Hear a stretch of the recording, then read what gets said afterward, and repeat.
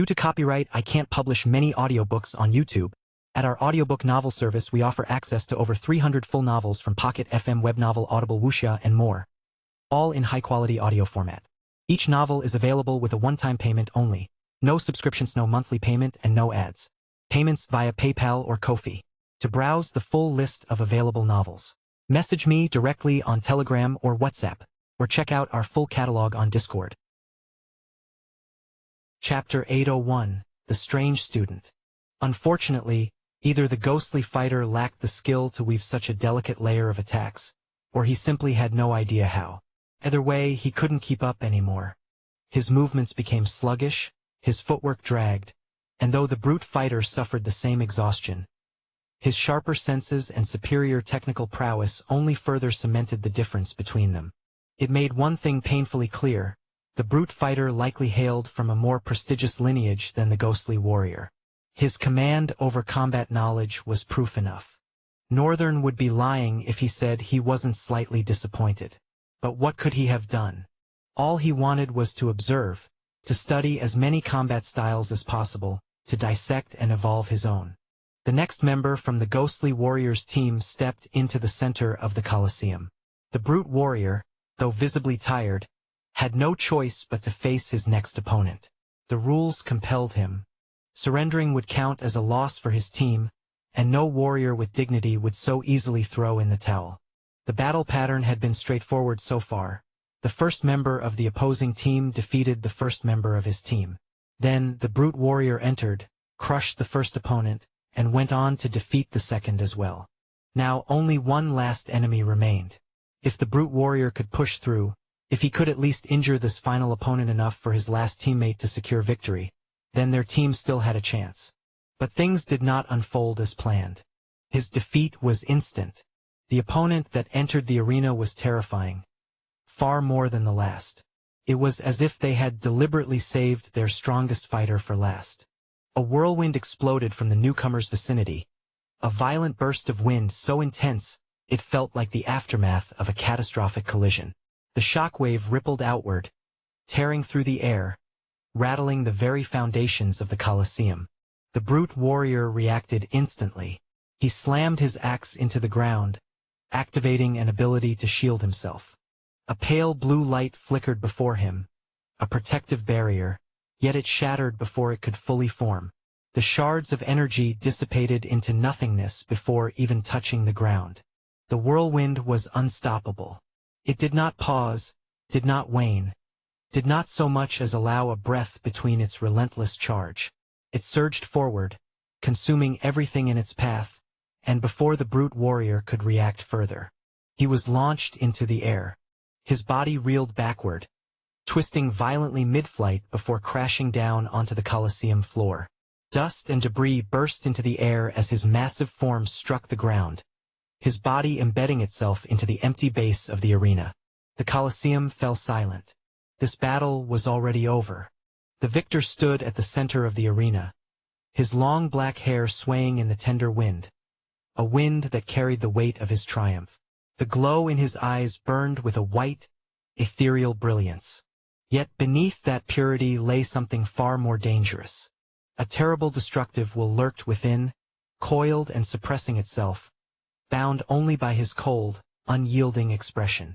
It was as if the very flames that roared in his soul had been subdued, shackled beneath an iron discipline.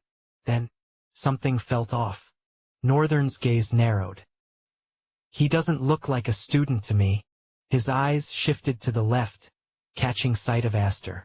His companion was locked in place, his eyes wide as he stared at the arena, transfixed by the battle's climax. Northern lingered for a moment before finally breaking the silence.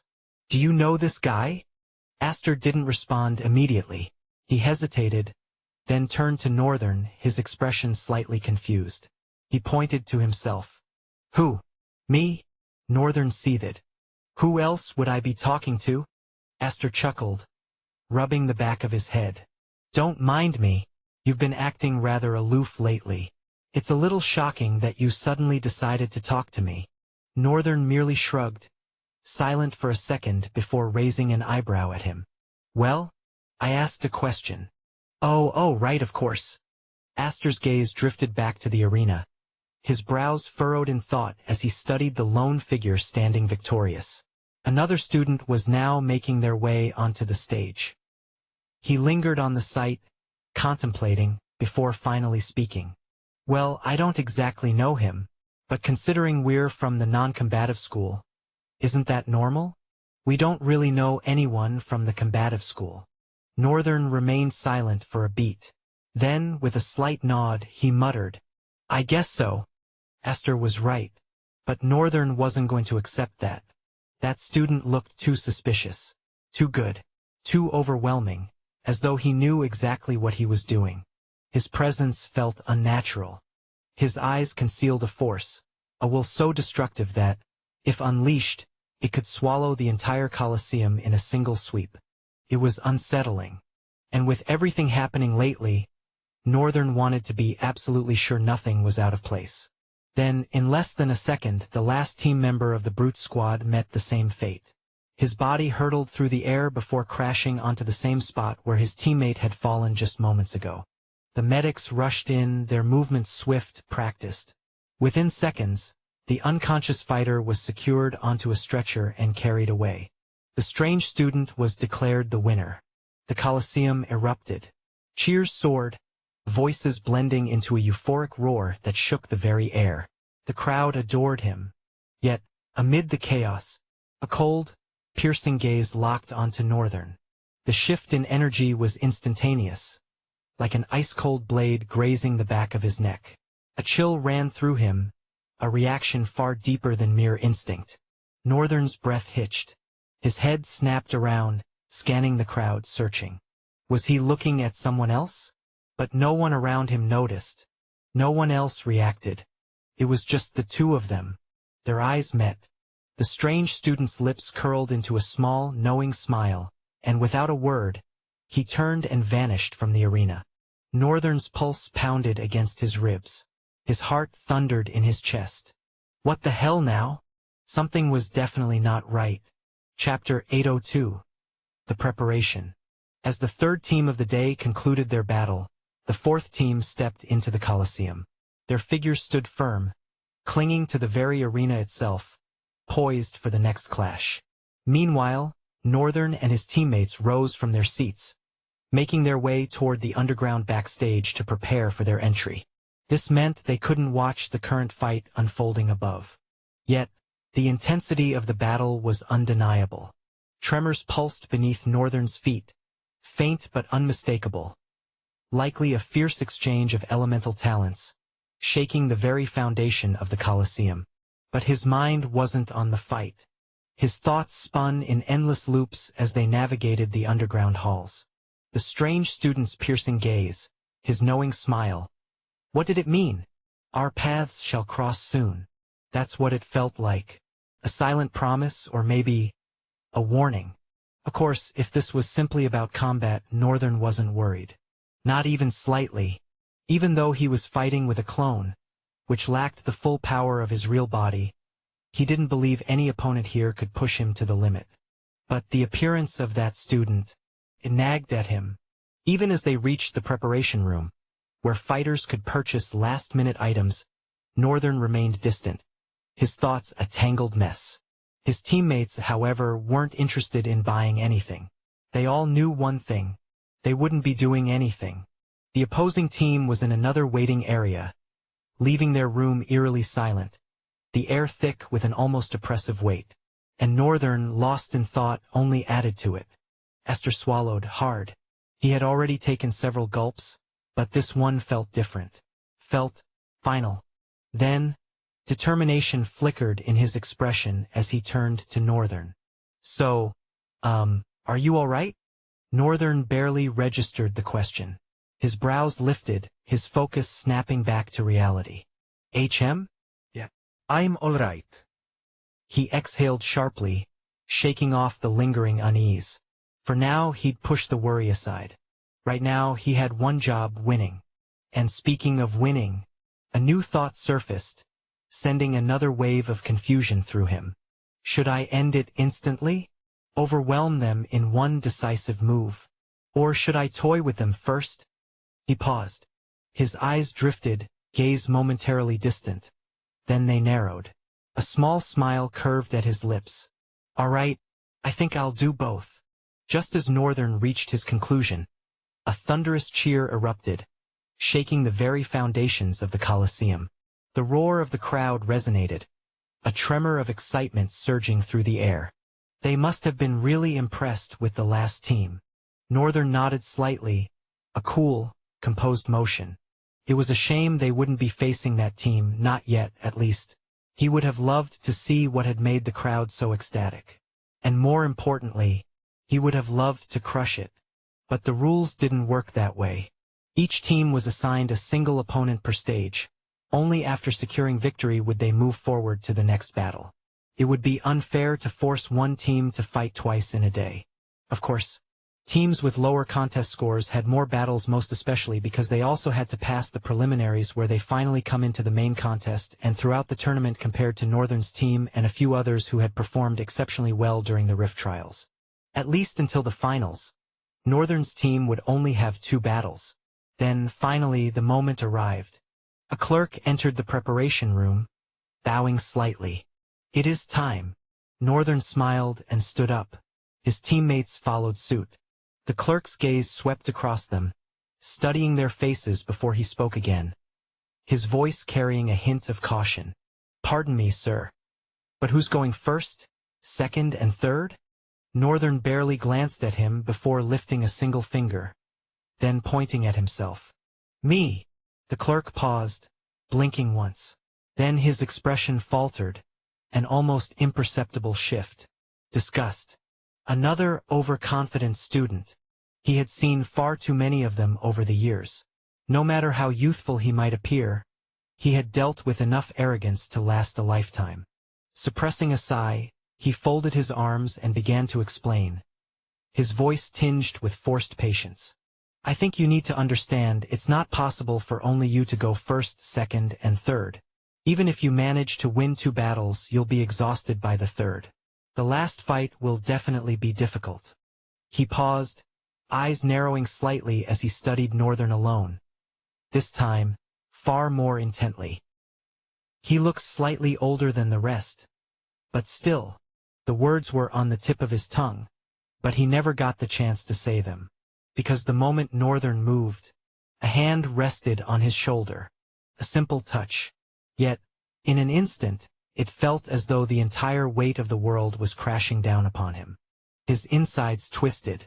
A sharp, unbearable pressure spread through his body, suffocating, relentless, crushing his very existence. The clerk's fists clenched. A desperate attempt to resist, but his knees wobbled, trembling violently. His legs felt like they were dancing against his will, barely keeping him upright. His vision blurred. He had no idea why this was happening. Northern's teammates remained still, their expressions unreadable. But they were far more aware of what was happening. They had felt this before. Then, as abruptly as it came, it vanished. The oppressive force dissipated, leaving only a lingering chill in the air. Northern's pleasant smile returned, calm, effortless, as if nothing had happened. The clerk, still trying to catch his breath, felt his heart hammering inside his chest. But there was no trace of the pressure anymore. Just Northern, smiling. The clerk finally managed to pull himself together. Though his hands still trembled faintly, he straightened his posture and led Northern's team down the passageway toward the Colosseum's center. On the opposite side, their opponents had already emerged from their own preparation room, waiting. As Northern and his teammates stepped onto the battlefield, a deafening roar erupted. The cheers tore through the wind, a tidal wave of excitement surging through the arena. Northern winced. Isn't that louder than usual? What's going on? His gaze swept across the opposing team, taking his time to study them, his head tilting slightly. Yet, even after a few moments of careful observation, he still wasn't sure what was happening. A crease formed between his brows. He turned, glancing at Aster. What's going on? Aster didn't respond immediately. His face had gone pale, his eyes flickering between the 3 opponents standing across from them. Then a sharp breath. Northern's eyes narrowed. Something was off. Yes, their opponents were just another three-man team, that much was expected. But two of them, they had serious scores to settle with Aster and him. And the last one was infamous. Very, very infamous. Chapter 803, Wait for it. A tall and slender boy stood opposite Northern and his team, his lean body clad in a skin-tight suit that emphasized his frame. His silver-gray hair was tied into a bun, but a few strands had escaped, swaying gently over his face. With silver eyes, sharp angular features, and flawless skin, he possessed an ethereal beauty, his presence carrying the wind of something soft, ineffable, yet untouchable. Beside him stood a very familiar and wholly unexpected face. Len. His red hair flickered in the breeze, but this time, he was encased in bright crimson armor. The gaunt, overlapping metallic plates wove meticulously around his body, each segment crafted for lethal efficiency. His face, however, was the true weapon, a mask of barely suppressed ferocity, violence caged within human skin. And every ounce of that pent-up rage was aimed at Northern. The third man was more neutral than the other two, his posture loose, almost lazy. Yet, something about him unsettled the air. His eyes remained shut, slant and unreadable. His long yellow hair was braided down to his waist, swaying like golden silk caught in an unseen current. He wore an effortless ensemble, baggy pants that seemed to ripple with even the slightest breeze, a simple tunic adorned with an autumn-hued pattern, its fabric flowing as if the wind itself wove through him. Northern barely spared the first two another glance, his gaze locking onto Len with mild surprise. I didn't expect him to be on his feet so soon, but that wasn't what worried him most. It was Aster, the terrified look on his face. At first, Northern assumed it was because of the silver-haired boy, the former disciplinary committee member Aster had once defeated. But no, Aster's fear wasn't directed at him. It was aimed at the yellow-haired one. And Northern couldn't lie. Even though the man was the most dormant among them, his presence was an anomaly. There was something about him, something that demanded attention without asking for it. Northern's frown deepened. His voice cut through the moment with an edge that almost carried weight. Who is he? Aster jolted at the sound, snapping out of his frozen state. He turned fully to Northern, his voice quieter than usual. That guy. Everyone knows him. He's on the student council. And only the best of the best are on the student council. Northern's eyes narrowed. That's right. The student council is supposed to be made up of the academy's strongest students. Then, a crooked grin climbed his face. How convenient. Len's gaze bore into Northern with tenacious ferocity as the deep, resonant toll of a colossal bell thundered across the Colosseum. The vibrations rolled through the air, rattling the bones of those who listened. And then Len moved. Step by step, he strode forward, his glare locked onto Northern, his body coiled with barely restrained aggression. Northern, however, remained unbothered, cold. His expression held no recognition of the fury radiating from Len's face, no regard for the heat behind his eyes. It was as if he were staring at a stranger, not an adversary. The two finally stood within the squared pavement of the arena, the last echoes of the bell dissolving into the distant wind. That bell had signaled the beginning of battle. Yet neither moved. The air hung heavy with unspoken tension, the Colosseum buzzing with murmurs that rippled across the stands. Northern was clad in his non-combative uniform. Deliberately, he didn't need to be close to the crowd to hear them. Discontent laced their words, disappointment thick in the air. Boos erupted from several sections of the Colosseum, growing louder by the second. Of course, to them this was a mockery of battle. A non-combative student stepping into the arena? His chances of winning weren't just low, they were non-existent. And worse than that, he wouldn't even put on an enjoyable fight. That's what the spectators believed. However, yet, at the very top of the Colosseum, where some of the student council members were seated, a boy with heterochromic eyes and auburn hair leaned forward. His gaze briefly flickered toward the instructor's platform before settling on Northern. After a lingering moment, he spoke. Anyone have an idea why the instructors seem extra invested in this fight? A few heads turned at his words. Then, a girl among them answered. I mean, he was the first to win the first stage contest. And I heard he cleared the rift in just a few hours. Another student chimed in with a half-hearted shrug. Couldn't it have just been luck? And that Astor guy is there too. Their eyes slowly shifted back to the arena. All of them now focused on one person. And then, almost in unison, they sighed. Yeah, whatever it is, Euron won't let him live. That guy's a demon. The same dejected look spread across their faces as they shook their heads. Euron is a wild card. He can't be controlled. He can't be predicted. The auburn-haired boy exhaled sharply, glancing toward the fight below. I don't even know what Tever was thinking. Asking him to be a part of his team. Finally, someone moved. But it wasn't Northern.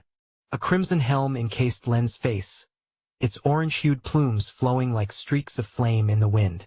The moment it locked into place, a long, ornate sword materialized in his grip, a weapon as ostentatious as it was menacing. Northern recognized it instantly. A crimson sword. Its blade pulsed with a deep red glow, as though it had been forged in the pits of hell itself. But Northern knew better. It was simply another item granted by Ul. His recognition, however, wasn't rooted in awe or intimidation. It was mechanical. He had forged swords like this, again and again, only for Elena to dispose of them without hesitation. That repetition had etched a deep familiarity into his hands, a knowledge that transcended mere observation. His eyes traced the weapon's length, his expression unchanged. The sword's glow painted Len's armor in deeper shades of red, drenching him in an illusion of freshly spilled blood. But Northern's focus was elsewhere.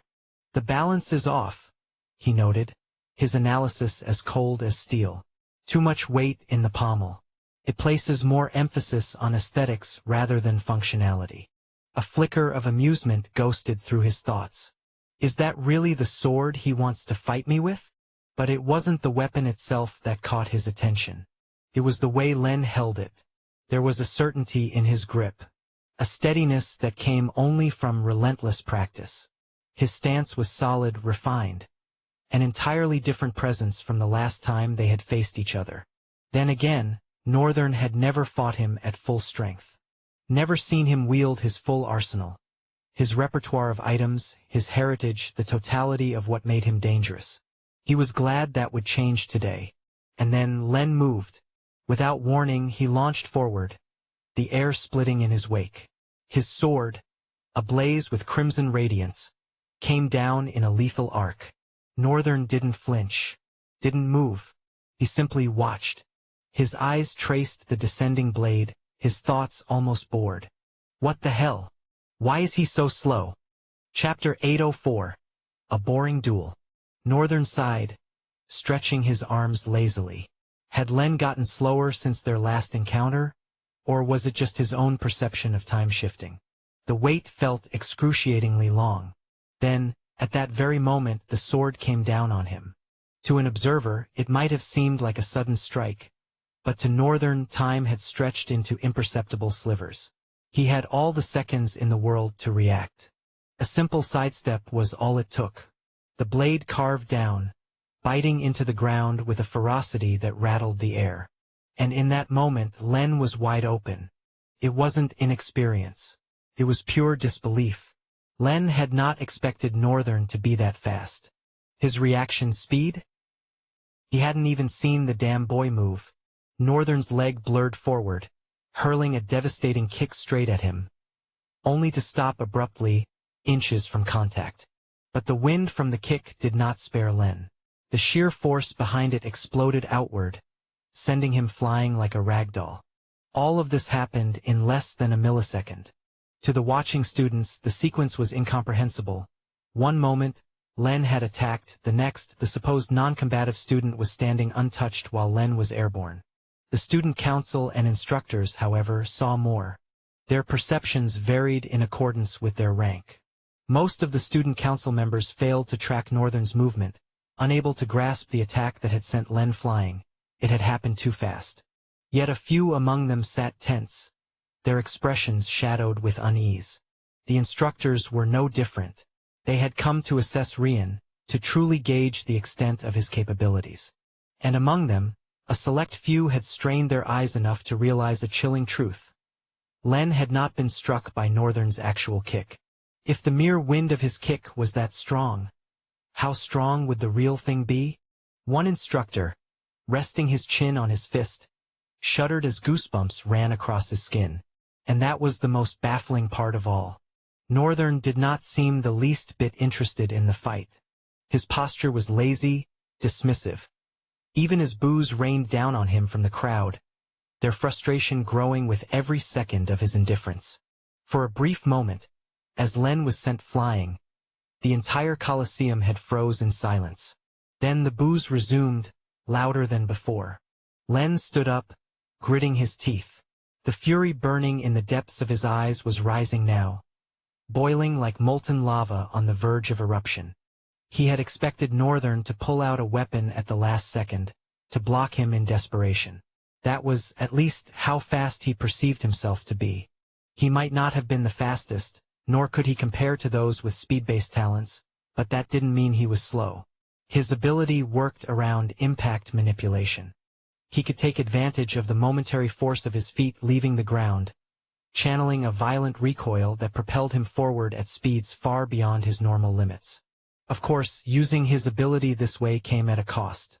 In the earlier stages, before he had mastered the recoil, the backlash would snap and shatter his legs. He had suffered through excruciating pain, through relentless training, through calculated essence management, just to reach his current level. And yet, Northern had reacted that fast?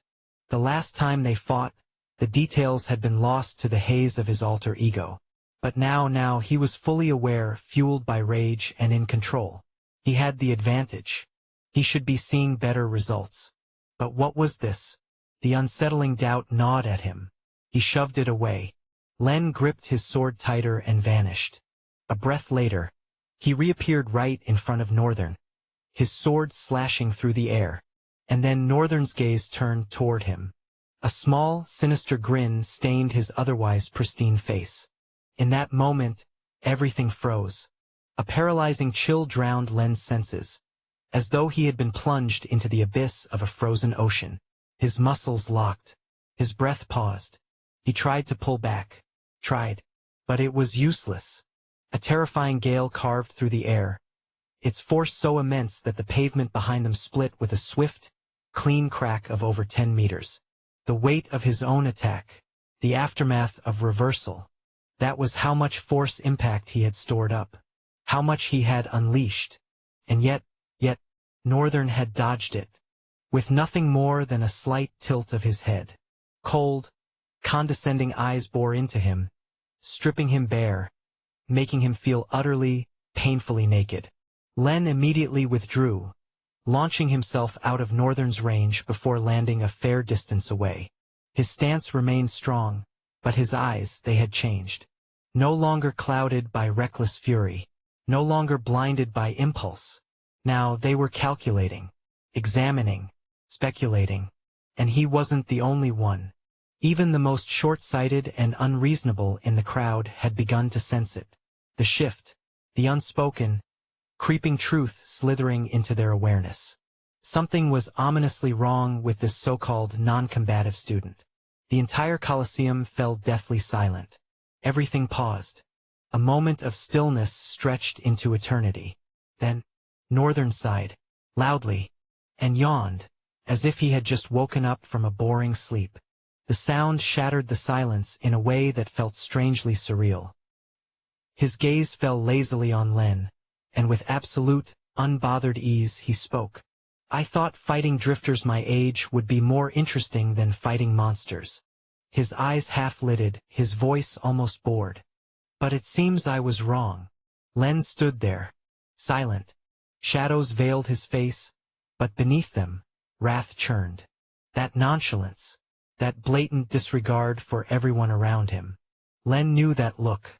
All of them, those kinds of people, had that same goddamn look. The ones who had grown in hell of the dark continent. The ones who had suffered and survived in places where no one should. And because of that, because they had crawled through some vicious abyss, because they had clawed their way out of nightmares, they looked down on those who hadn't. And so what? And so what if they grew in hell? And so what if their lives had been torn apart? If they had been forged in suffering? Did that somehow invalidate the struggles of those who had fought to grow here, in the academy? Did that erase the effort they had poured into becoming stronger? Did they think, because they had survived hell, that it gave them the right to belittle everyone else? And as if anyone had asked Ruffsburg to choose them as his guinea pigs. Granted, Len didn't even know what a pig was, and he didn't care. All that mattered was the tempest rising inside him. Fury ignited in his chest, burning through his veins like a wildfire. He felt it scorch his soul. And he made a decision. He would be the one to bring Northern down. He would tear that nasty, boisterous confidence off his face. He would humiliate him. And he would make sure Northern never looked down on him ever again. Chapter 805, Bound to Lose. Len had no doubts about his capabilities. As a savant, he possessed 4 talent abilities, though he had only ever displayed 2. The third one, however, was the foundation of his strength, the ability that allowed him to store impact. It was the first ability he unlocked as a drifter, a gift that defined his combat style. But the last one, the last ability, was strange. Unlike his others, which focused on storing, releasing, and amplifying force, this one operated differently. It worked most effectively against opponents, but only if he was on the defensive rather than the offensive. Because, in the simplest terms, it did something unthinkable: it nullified impact upon contact. Yet, through relentless training, refinement, and a deep understanding of force, Len had managed to develop something far beyond its basic function. A pseudo-force field. It wasn't a true field, not in the way elemental shields or domain abilities worked. Instead, it was a passive buff, an extension of himself, rather than an external construct. A technique refined to the absolute limits of his soul essence's nature. For most drifters, such a feat was impossible. Talent abilities couldn't simply be improvised or manipulated beyond their given function. But adaptation? That was something else entirely. Drifters who truly mastered their talent could bend it to their needs, molding it into something unexpected and devastating. And what made Len's feat even more astounding was the nature of his talent class. Drifters with higher class talents had soul essence forms that were notoriously difficult to cultivate. Their true forms were nearly impossible to manifest before reaching the sage rank. Most drifters, even masters, struggled to tap into the full scope of their essence form, especially if their talents were complex in nature. Unless it was something simple like an elemental-based ability, unlocking its full potential was rare. Yet Len had done it. Something that should have taken years, something that should have been beyond his reach, he had achieved through sheer brutal effort. Some would call it impossible. But Len? He called it hard work. And his family? They called it greatness. Yet none of that mattered now, because they had not yet seen the true boon of the pseudo-force field. A slow, razor-thin smile pulled at the corner of Len's lips as he narrowed his eyes, his gaze sharpening into a single burning point. It was the gaze of a volcano, the flames of an eruption, compressed into one singular vicious, consuming, and on the brink of detonation. Then, the air rippled. A pulse of raw power spread outward, subtle red streaks slithering across Len's armor like flowing veins of magma. He shifted his stance. One foot planted forward, his body leaning over it, as his grip tightened around his sword. Its tip faced backward, a glimmer of light tracing along its razor edge. And then, boom! A sudden burst of shimmering red energy erupted outward, expanding in diameter before violently collapsing back inward. The force coiled around Len's form, reinforcing his body like a second layer of unbreakable steel. The air darkened. A suffocating pressure descended upon the Colosseum, slamming into the spectators like a tidal wave. Everyone froze. The weight of his presence alone was enough to make them tremble. And then, from beneath his visor, a red glow ignited. A raw, Seething light poured from his eyes, illuminating his features beneath the jagged, monolithic armor encasing him. The intricate plates gleamed with war-born violence, each ridge and curve designed for a single purpose: carnage. He stood there, power rippling off his form like heat waves from molten steel, his body no longer just flesh and bone, but an unyielding force of nature. Then, somewhere in the Colosseum, a voice cracked through the stunned silence. "Shit!" one of the student council whispered, his voice laced with a mixture of horror and admiration. "Len, that bastard. He's been hiding this all along." A bead of sweat trickled down his pale face as the realization sank in. Len wasn't just skilled. He wasn't just strong. He was relentless. The kind of drifter who never backed down. The kind of warrior who clawed his way to greatness with nothing but raw effort and sheer stubbornness. And now, standing there, his presence suffocating, his aura coiled like a beast about to strike, one truth became painfully clear. Len was a genius. Northern stood still, his posture languid, his expression as impassive as the void itself. He didn't react, not even slightly. The shift in the air, the suffocating tension, the vicious aura that poured from Len's body like a colossal crimson serpent, its massive jaws threatening to crush him whole. None of it mattered. Northern couldn't even find the words to describe it. Because it didn't matter.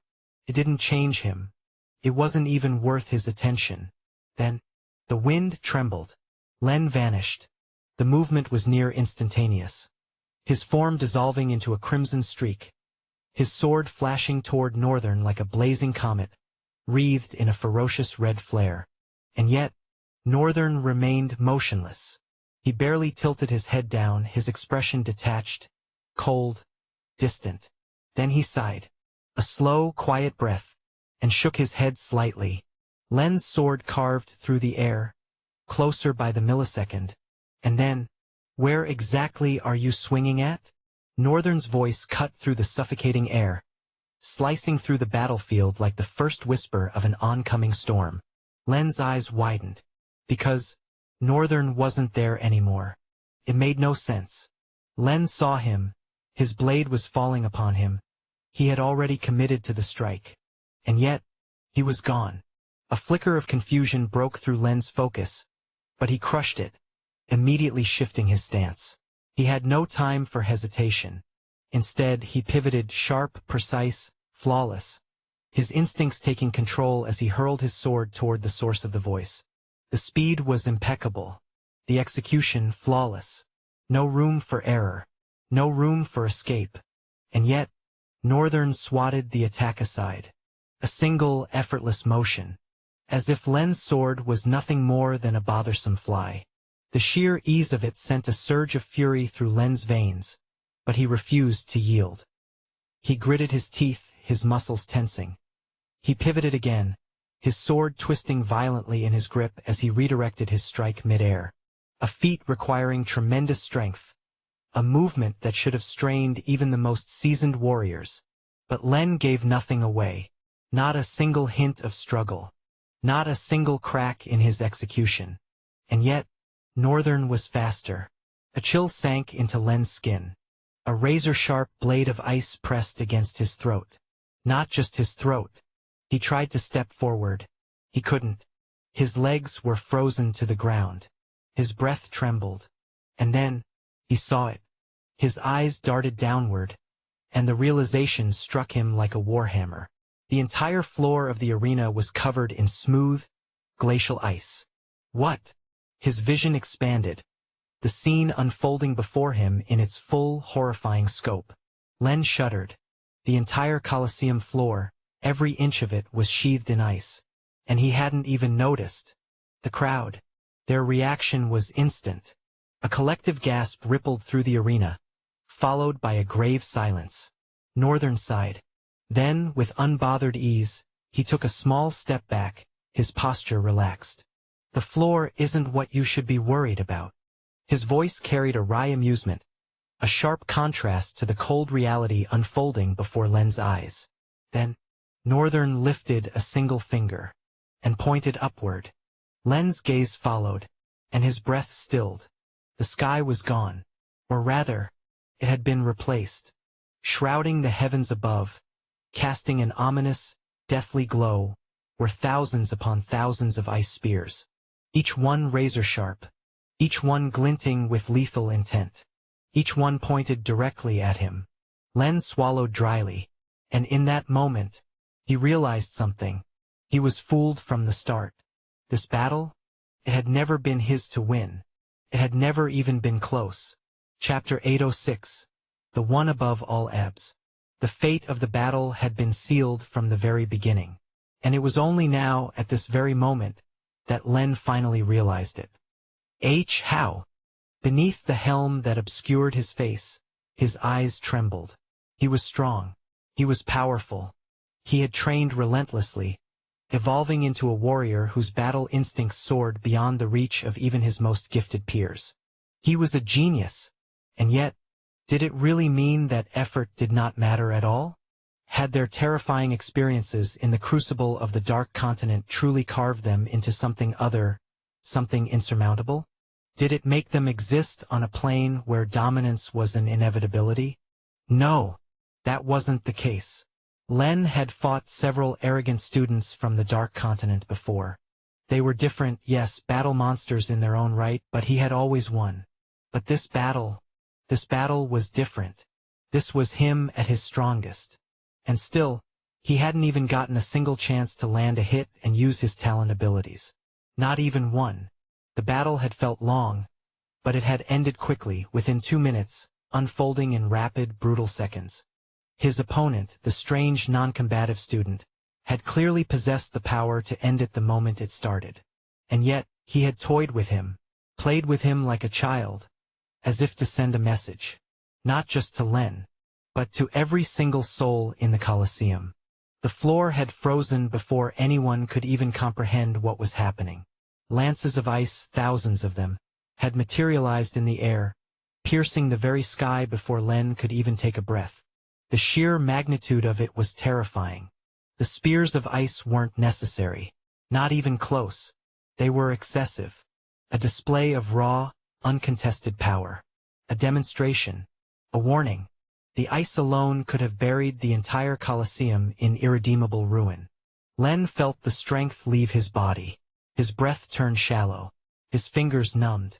Or maybe it was just the bitter chill finally sinking into his bones. His sword slipped from his grasp, clattering onto the frozen floor with a sharp, hollow ring. An eerie sound that traveled across the desolate silence of the Colosseum. And then nothing. No gasps. No cheers. No shouts of disbelief. Only silence. A silence so profound, so absolute, it drowned the entire arena in its crushing weight. The realization of such overwhelming strength hit them all like a tidal wave, washing away every voice, every ounce of defiance, burying them beneath an ocean of unspoken terror. The air was frigid. The winds howled, carrying the whispers of shattered pride and frozen hope. And in that moment they all understood. They were in the presence of something beyond them, something untouchable, unfathomable, something they had no chance of ever defeating. Northern stood still in the silence, towering over the frozen battlefield like an unshakable monument of absolute authority. A lone figure in a vast and desolate plain. His gaze lowered to Len, his breath soft, almost pleasant. Then, the corner of his lips curled ever so slightly into a smirk. So, what's it going to be, pretty boy? Len collapsed to his knees. His hands trembled. A ravaging, ruthless despair consumed him, clawing at his chest, coiling around his lungs like chains. Everything felt useless. His will, his resolve, his determination, all of it empty, like a shattered glass vessel. His soul lay in fragments, reflecting a sky he could never reach. He had struggled, bled, fought. And yet, standing before him was someone so inconceivably powerful, so distant in strength, that the mere idea of ever closing the gap felt like an illusion. It made him feel like a walking bag of vanity, like nothing he did would ever be enough. A shaky sigh escaped his lips. He lingered in that moment, his head lowering, his body slackening as the weight of reality settled in. And then his voice, frail yet resolute, crawled out. "I yield." The words did not sting as much as he expected. In fact, they felt peaceful, comforting, like stepping into the quiet embrace of surrender after an unwinnable war. The entire Colosseum was silent. Whether out of sheer shock at witnessing a non-combative student's victory, or bitter reluctance to acknowledge it, no one reacted immediately. But a few seconds later, a portion of the west side erupted in a storm of cheers, as though reality had just set in. And then, all at once, the Colosseum drowned in an earth-shaking cacophony. Roars of triumph thundered through the air, voices colliding in a victorious resonance so mighty, so absolute, it threatened to tear the Colosseum apart. The non-combative students screamed with unrestrained fervor, their shouts reverberating like war cries, as though their lives depended on it. Then, slowly, hesitantly, others followed. Invited nobles, citadel scouts, and students. They clapped, they cheered, for the non-combative student. It was no secret that the disparity between the two schools had always been insurmountable. No one had supported Northern from the beginning. But now, that terrifying display of power had shifted the tides. Now they weren't just watching. They were anticipating the second battle. And the next opponent already stepping into the arena.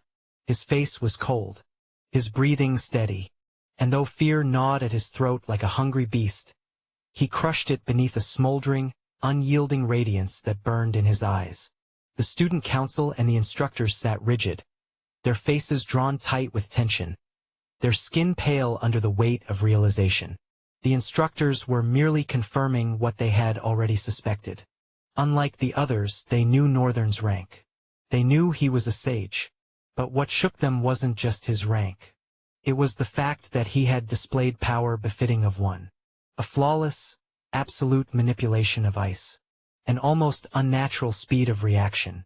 And that instant teleportation, as if he had bypassed space itself. The weight of shock and disbelief haunted them, pressing like a heavy fog against their composure. The student council was no different. They were grim. They knew what the sudden emergence of such power meant. The tides within the academy were about to shift. Dramatically. But among them, one person, someone surprisingly unexpected given her position, wore an expression starkly different from the rest. A white-haired girl sat with her hands clenched into excited fists, her resolve burning bright in her ocean eyes. She had looked immensely satisfied when Northern had won. And now, she was watching with undisguised enthusiasm, her lips moving in a rhythmic chant, anticipation thrumming in her veins. ABS. ABS. ABS. Chapter 807. The Eclipsing Dread. Northern stood languidly before Tever, the latter's cold, deep eyes betraying a maelstrom of emotions raging within him. It was as though he had been thrust into the eye of a storm before he even had the chance to discern its nature. However, he knew at least one thing. Northern had unleashed his talent ability at the last moment. From that, he deduced that this seemingly non-combative student was not adept at close combat. However, his sharp and swift movements were an anomaly among drifters, especially those whose talents specialized in long-range combat. Ice manipulation could be versatile, effective at both long and short range, depending on its potency and the wielder's proficiency. Yet, despite his superior speed, Northern had only dodged rather than attacked. That detail alone told Tever there was more to consider. That was why he had decided where to mount his advantage. Close combat. Like many drifters, yet unlike several others, Tever was blessed with a rare and formidable talent. Not only did it complement his fighting style, but it thrived under the canopy of the lineage heritage he had inherited. Lannister was renowned as a prodigy from a young age, but Tever was not far behind. While others might not speak of him as much, there was a reason he was the chairperson of the disciplinary committee. And today he would show exactly why. Northern, however, remained silent, watching, until something popped up before his eyes. At the same moment, a chilling darkness began to spread beneath Tever's feet, pooling around him, radiating an ominous, oppressive pressure. Northern, though, paid it no mind. His attention was elsewhere. Something else had seized his interest, filling him with such unrestrained joy that a wide grin spread across his face. You have discovered a talent. Eclipsing Dread, EX. Do you want to copy this talent for 10,000 talent fragments? Talent. Eclipsing Dread. True name, Black Sun. Description. When the source of the sun was lost and the world was drenched in eternal darkness, you became the beacon that guided others, not toward salvation, but deeper into the darkness. Talent abilities. Absolute Shadow. Your shadow defies conventional physics. It is an extension of your will, consuming and subduing all within its domain. Dread manifestation. The larger your shadow, the greater the pressure it exerts. Weaker minds succumb to overwhelming fear, while stronger opponents experience creeping doubt, clouding their instincts and reactions. Shroud of vanishing. You can momentarily dissolve into your own shadow, becoming impervious for a brief instant. Northern's fascination with the talent was immediate. It aligned perfectly with his recent desire to add a shadow-based ability to his repertoire. He had long aimed to acquire every possible elemental talent, as they were the easiest to manifest and build upon in unconventional ways. Non-elemental talents, such as Dante's Phantom Strike and Len's Full Impact, were not necessarily difficult to develop, but they required time that could otherwise be spent refining multiple elemental abilities. Focusing too much on non-elemental skills risked regression in other areas. That was why he leaned more heavily on his ice and fire talents. Granted, he had also sidelined Black Flames and Black Lance, feeling he had already attained reasonable proficiency with them. Moreover, he believed that as his mastery over elemental talents grew, his control over Black Flames and Black Lance would naturally evolve alongside them. Thus, expanding his repertoire of elemental talents had remained a priority. But what was especially impressive about Tever's talent was that it wasn't just shadow or darkness. Despite the name, it was entirely different. It was not merely darkness. It was something carved from the eclipse itself, born from the absence of the sun. A singularity, forged into a talent and bestowed upon its wielder. Darkness and shadows normally existed in relation to light. Darkness in its absence, shadows in its presence. But Eclipsing Dread was different. It was its own shadow, its own darkness, untethered to any conventional law. It existed solely by the will of its user. It was a rare gem, and the fact that Northern could recognize such a talent immediately was a testament to his growth. Tever frowned as he watched the sinister grin persist on Northern's face. Fury leaked insidiously from the white radiance of the disciplinary committee leader's eyes, despite his cold attempt to suppress it all. Everyone bore witness to it. Northern was grinning as the pool of darkness beneath Tever slowly expanded. His grin sent a chill through the crowd. Doesn't he seem so sinister? Oh stars! Is he actually a prodigy? He's evil. But he's strong. I think Tever's going to be defeated. Murmurs rippled through the spectators, but none were loud enough to reach Tever or his opponent. Still, it was evident where the crowd's expectations were shifting. Well, it doesn't even matter. I will defeat him. Tever muttered to himself as a whirlwind of sparks ignited around his body. When the light dimmed, the disciplinary leader, or former, stood clad in a pale black armor, a malevolent tapestry of ebony threads woven tightly upon themselves, wrapping around his frame like the vestments of a dark, atrocious mummy. Unlike a true mummy, however, his armor bore an open-faced helmet, clearly revealing his features, now etched with a sinister glower. The darkness pooling beneath his feet grew heavier, more ominous. Northern's mind suddenly grew hazy, though calling it mere drowsiness would be an understatement. Yet, fully aware of the effect, he brushed it aside with ease. His mental fortitude was a fortress. Few things in this life could ever place a hex on his mind. And then, Tever was already moving. Northern wasn't sure when he had lost sight of the exact moment Tever summoned two pitch-black short swords. But it hardly mattered. The darkness trembled, flowing with increasing velocity as Tever lunged forward. His speed was unimpressive, especially when compared to Len's last desperate effort. Yet somehow Northern blinked, and the bastard was already closer than he should have been. Something was wrong. He couldn't quite put his finger on it. Tever swung one sword from below while hurling the other from behind, trapping Northern in the deadly arc of both blades. Escape wasn't impossible. Not after what Northern had demonstrated. His ability to teleport should have made this an easy evasion. But this trap was not as simple as it appeared. It ran deeper than what the eye could perceive. And all Northern had to do was teleport just like before. Chapter 808. Do you yield? Northern dipped his pinky finger into his ear. Something was there, and it was really bothering him. Did some insect fly into my ear? Trial had insects just like Earth. They ranged from harmless to deadly. He'd encountered plenty. Some had disturbed him before. But never like this. Never mid-battle. Maybe calling this a battle was an overstatement. And he wasn't even sure if it was a fly. But it was irritating.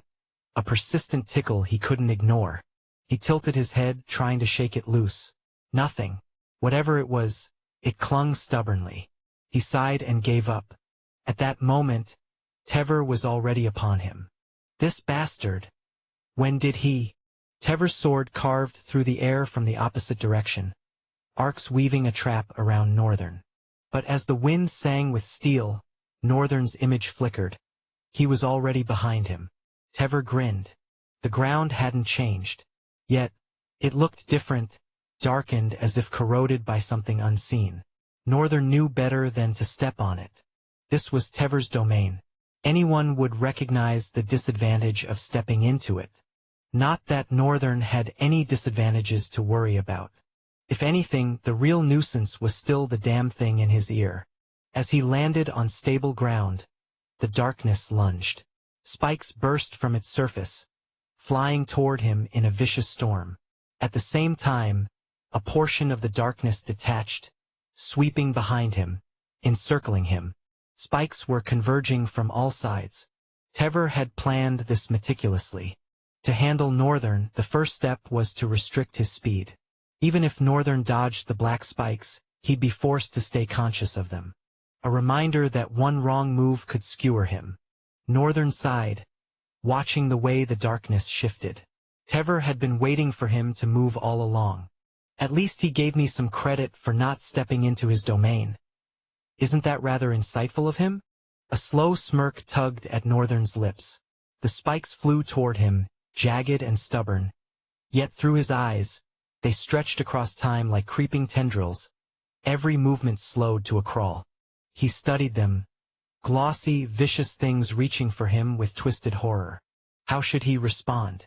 Should he let Tever believe his movements were restricted, play along and bait him into thinking his trap had worked? Should he take to the sky, proving to both Tever and the ground beneath that he was an untouchable force? Or should he unleash something terrifying? Something that would leave their mouths agape and their spirits shattered? Which would break their resolve the fastest? A decision formed. A crooked smile spread across Northern's lips. He let the spikes close in closer until they nearly kissed his skin. Then, like a javelin hurled from the depths of hell, he shot straight up. Air ripped in his wake. He pierced through the sky, his momentum sudden and absolute, before halting in perfect control, hovering just above the arena. Silence fell. Tever craned his neck, his expression pale, his features twisted in sheer disbelief. He can fly too? A lone, bewildered voice cut through the hush, like a spark igniting dry tinder. Murmurs swelled, rolling across the Colosseum in waves. The student with unmatched speed. An ice manipulator, and now flight? Is this even possible? How does that make any sense? What is he? The spectators' voices collided in an ocean of confusion and awe, their murmurs sinking into a storm of disbelief. Northern grinned. A ghastly light flickered in his eyes, sinister and otherworldly, as he stretched his hands downward, like a force of eternal evil descending upon the world. Ignis Dominus. His voice fell like a reality rift tearing through peaceful desolation. And then chaos. A tremendous cacophony erupted. as if the sky itself was belching in agony. The clouds churned, thickening into an abyssal shroud, swallowing the day-star. Darkness crept in, consuming the light, not from the horizon, but from nowhere, as if night itself had been summoned into existence. Silence gripped the Colosseum. Terrified, awestruck, unable to breathe under the weight of what was happening. Yet beneath their fear, one question burned in their minds. What in the sleeping stars has he done to the day? Murmurs swelled, rising in genuine concern. Their voices barely touched the air before the darkness above flickered, blinking with eerie, cantaloupe light. Pulsed, swelled, like a sky riddled with silent explosions, rippling through the storm. Northern paused, his gaze locking onto his opponent. Tever stood motionless, frozen in place, dead to the world. Northern's grin widened. His voice echoed like judgment incarnate. Say your prayers, fool. Then, comets, literal comets, tore through the heavens, pouring from the sky. It was as if destruction itself had incarnated within the sudden night, orchestrating devastation with chilling precision. Flames poured down, searing through the darkness, turning the eclipsed day into a tempest of fire. The glow of the inferno stretched across the sky, and in its furious radiance, every pair of eyes reflected the vicious dance of catastrophe. Especially Tever's. He was the focal point of it all. And in his mind only two things echoed: fear, death. Emotions he had long suppressed, buried beneath layers of hardened will, suddenly ruptured, as if they had grown weary of the hypocritical shell encasing them. They clawed their way out, unraveling his composure, stripping him bare. The terror he once commanded, his own domain of creeping darkness, wilted under the sheer magnitude of the flames. His miniature nightmare, his so-called power, burned and evaporated before the hellish heat of Northern's wrath. Then all at once, the flames halted, the comets stilled in the sky. The abrupt silence was deafening. The instructors inhaled sharply, their breath finally sinking back into their lungs. For a moment they had truly believed, no, feared, that Northern was about to reduce a student to nothing but embers. Some of them had already braced themselves to intervene. Yet, now that the storm had paused, an unspoken realization settled among them. If Northern had unleashed the full force of that firestorm, how were they supposed to stop it? Many of them were powerful, no doubt, but none could say with absolute certainty that they could halt such devastation without humiliating themselves in the process. If the flames had rained down, their only real course of action would have been to yank Tever from the arena. And that would have been a disgraceful, chaotic mess. Yet, by some unknown decree, the comet's destruction itself had ceased. Northern levitated downwards and stood before Tever. He tilted his head slightly and asked, "So what's it gonna be? Do you yield?" Chapter 809. The Prince of Insects, Part 1. Northern stood before Tever and asked, "Do you yield?" His voice was cold, his expression devoid of emotion as he awaited the response. Tever, the former disciplinary committee leader, stood pale and frozen. His face was a convolution of many emotions: shock, disbelief, fear. But at its core, it was the look of a man utterly shattered, like fractured glass reflecting the weight of his defeat. His despondence was absolute. The question was, in fact, stupid. Northern suddenly tilted his head, then shook it once. Then again. Something dislodged. A small, writhing thing tumbled from his ear, landing on his palm. It convulsed slightly before ceasing all movement. Northern frowned, staring at it for a moment. When did this obnoxious thing even get in? He flicked it away and turned his attention back to Tever, who remained rigid, as if trapped in the moment of his undoing. The very idea of yielding was redundant. His defeat was undeniable.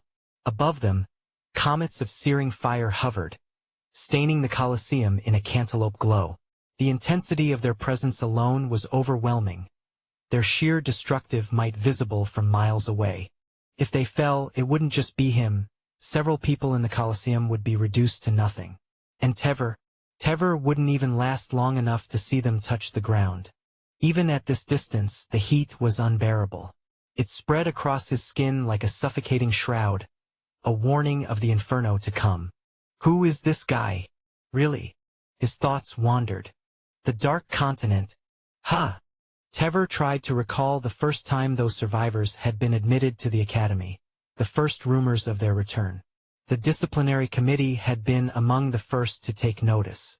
Reports had come in, one after another, detailing their violent clashes with students, their blatant disregard for authority. He had despised them for the way they trampled over the academy's order, for how they disrespected the efforts of those who had climbed through sweat and discipline to stand at the top. And so, the disciplinary committee had intervened. The first 2 months had been nothing short of war, an unrelenting clash between these outsiders and the academy's enforcers. Defeats had piled up. The once proud Strong had fallen. In the end, only he and Len had managed to hold their ground, delivering the necessary lessons. But even that hadn't been enough. The student council had been forced to step in. And now here he was, stripped of victory, stripped of authority, staring at the one who had upended everything. Tever sighed, a breath laden with the weight of everything he'd lost. Then, as though his pride itself was tearing through him, he clenched his teeth and forced the words out, shame clinging to every syllable. I yield. It hurt. It stung like the vicious bite of an abyssal scorpion. Its stinger carved from the sharpest blades, its venom forged in the fiercest inferno. He hated that he had to say it. He hated him, the non-combative, for making him say it. But more than anything, he hated himself. He hated himself for being defeated, for not being more. Not that his opponent cared. Hearing the words, Northern grinned and stepped back, then casually snapped his fingers. Instantly, the flames vanished, gone without a single ember left in their wake. Above, the stormy clouds began to part, shedding their darkened skins like remnants of a dying tempest. Slowly, light trickled through, until the familiar brilliance of daylight flooded the Colosseum once more. And for the first time, the spectators realized just how much they had missed it. The stark cold, the blinding glow. For almost 2 minutes, they'd been submerged in overwhelming heat and suffocating terror. And now, standing in its aftermath, the world itself felt different. At first, there was only silence. Then whispers. Then murmurs. Then an eruption. Cheers rising like a crashing tide, swelling until they thundered through the Colosseum. Applause, shouts, deafening cries that no instructor could fully comprehend. It wasn't just about this victory. They weren't celebrating the win. They were celebrating him. The immense strength, the overwhelming power, the ruthless, vicious command that made every breath he took feel like inevitability. For the first time in ages, they had witnessed something extraordinary. Or perhaps, to put it more precisely, never before had there been a moment like this. A chance to witness, firsthand, such a Newman among drifters. And for the Citadels, the opportunity to recruit such a force.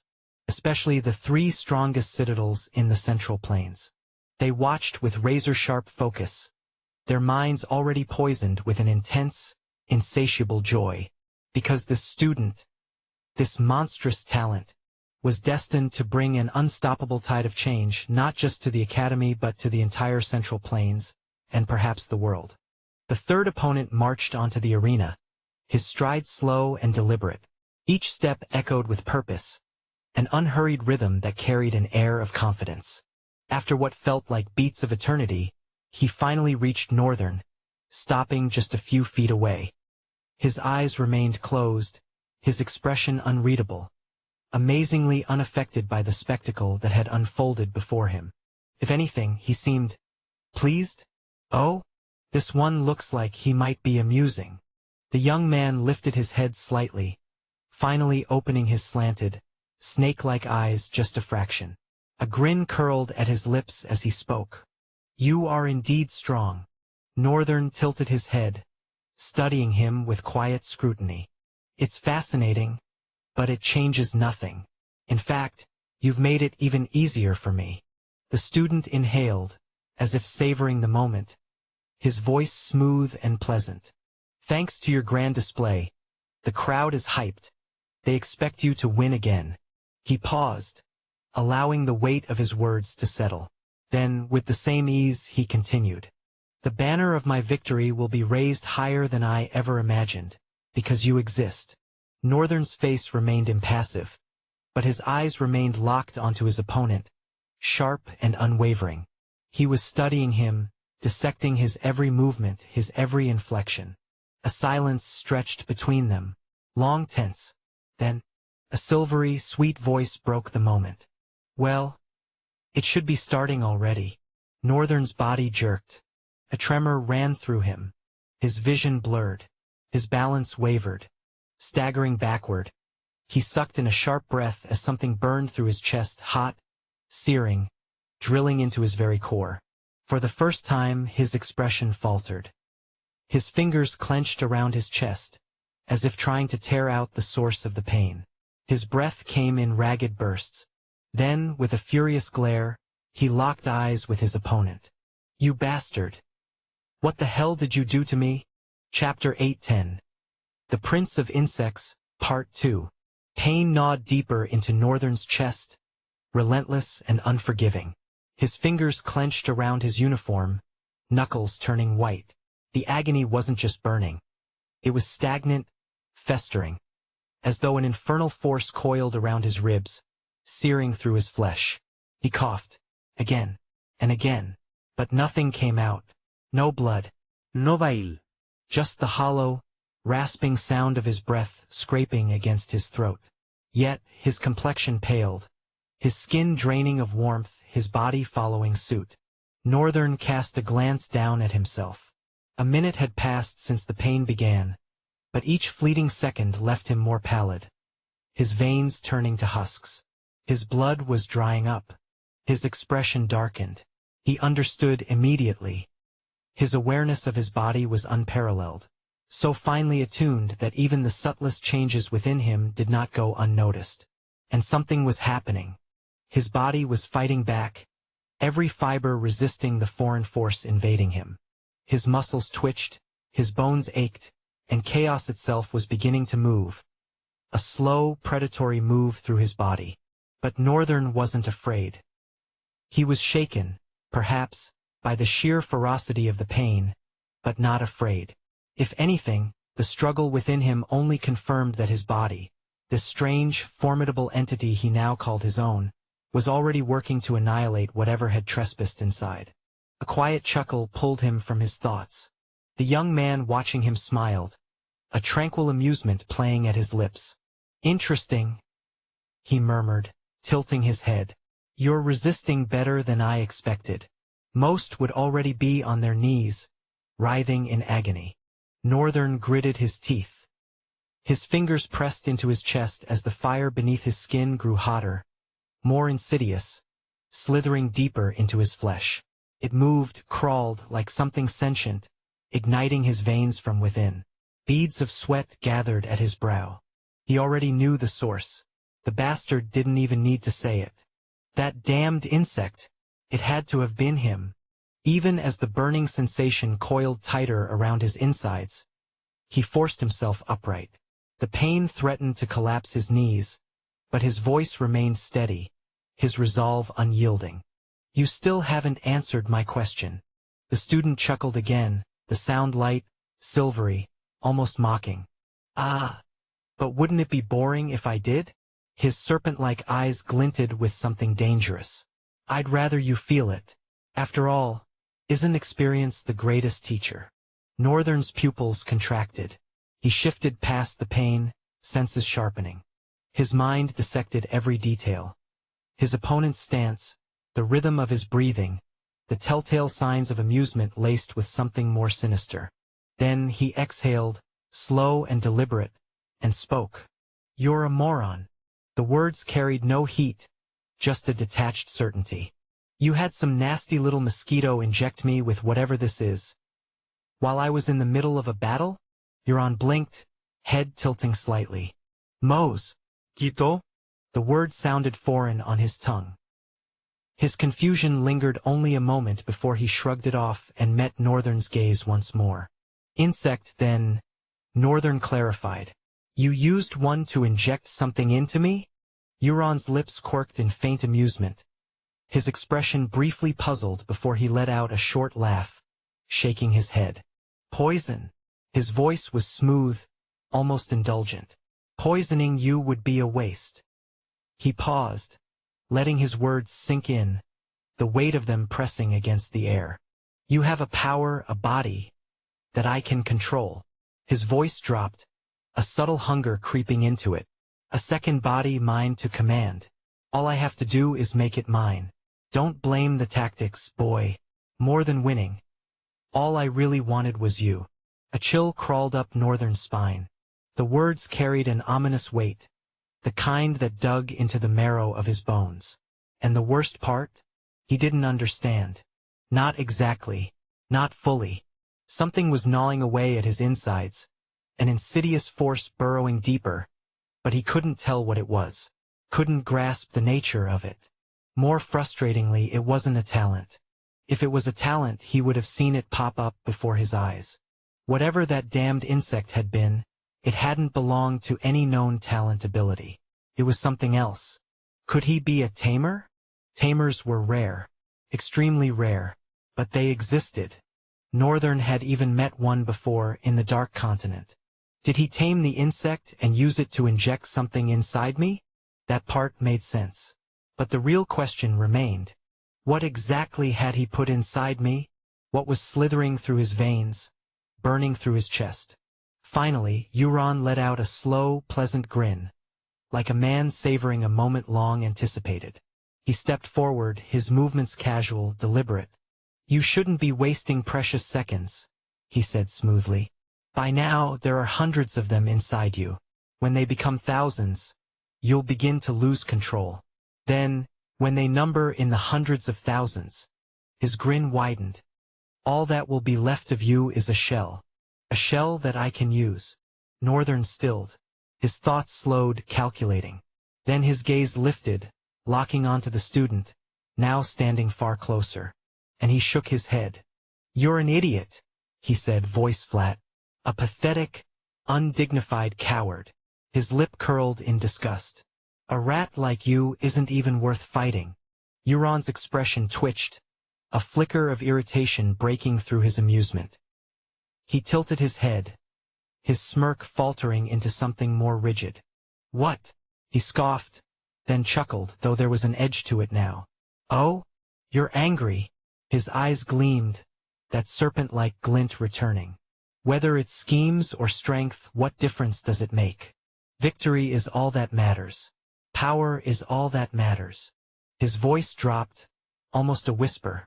As long as I reach my goal, who cares how I do it?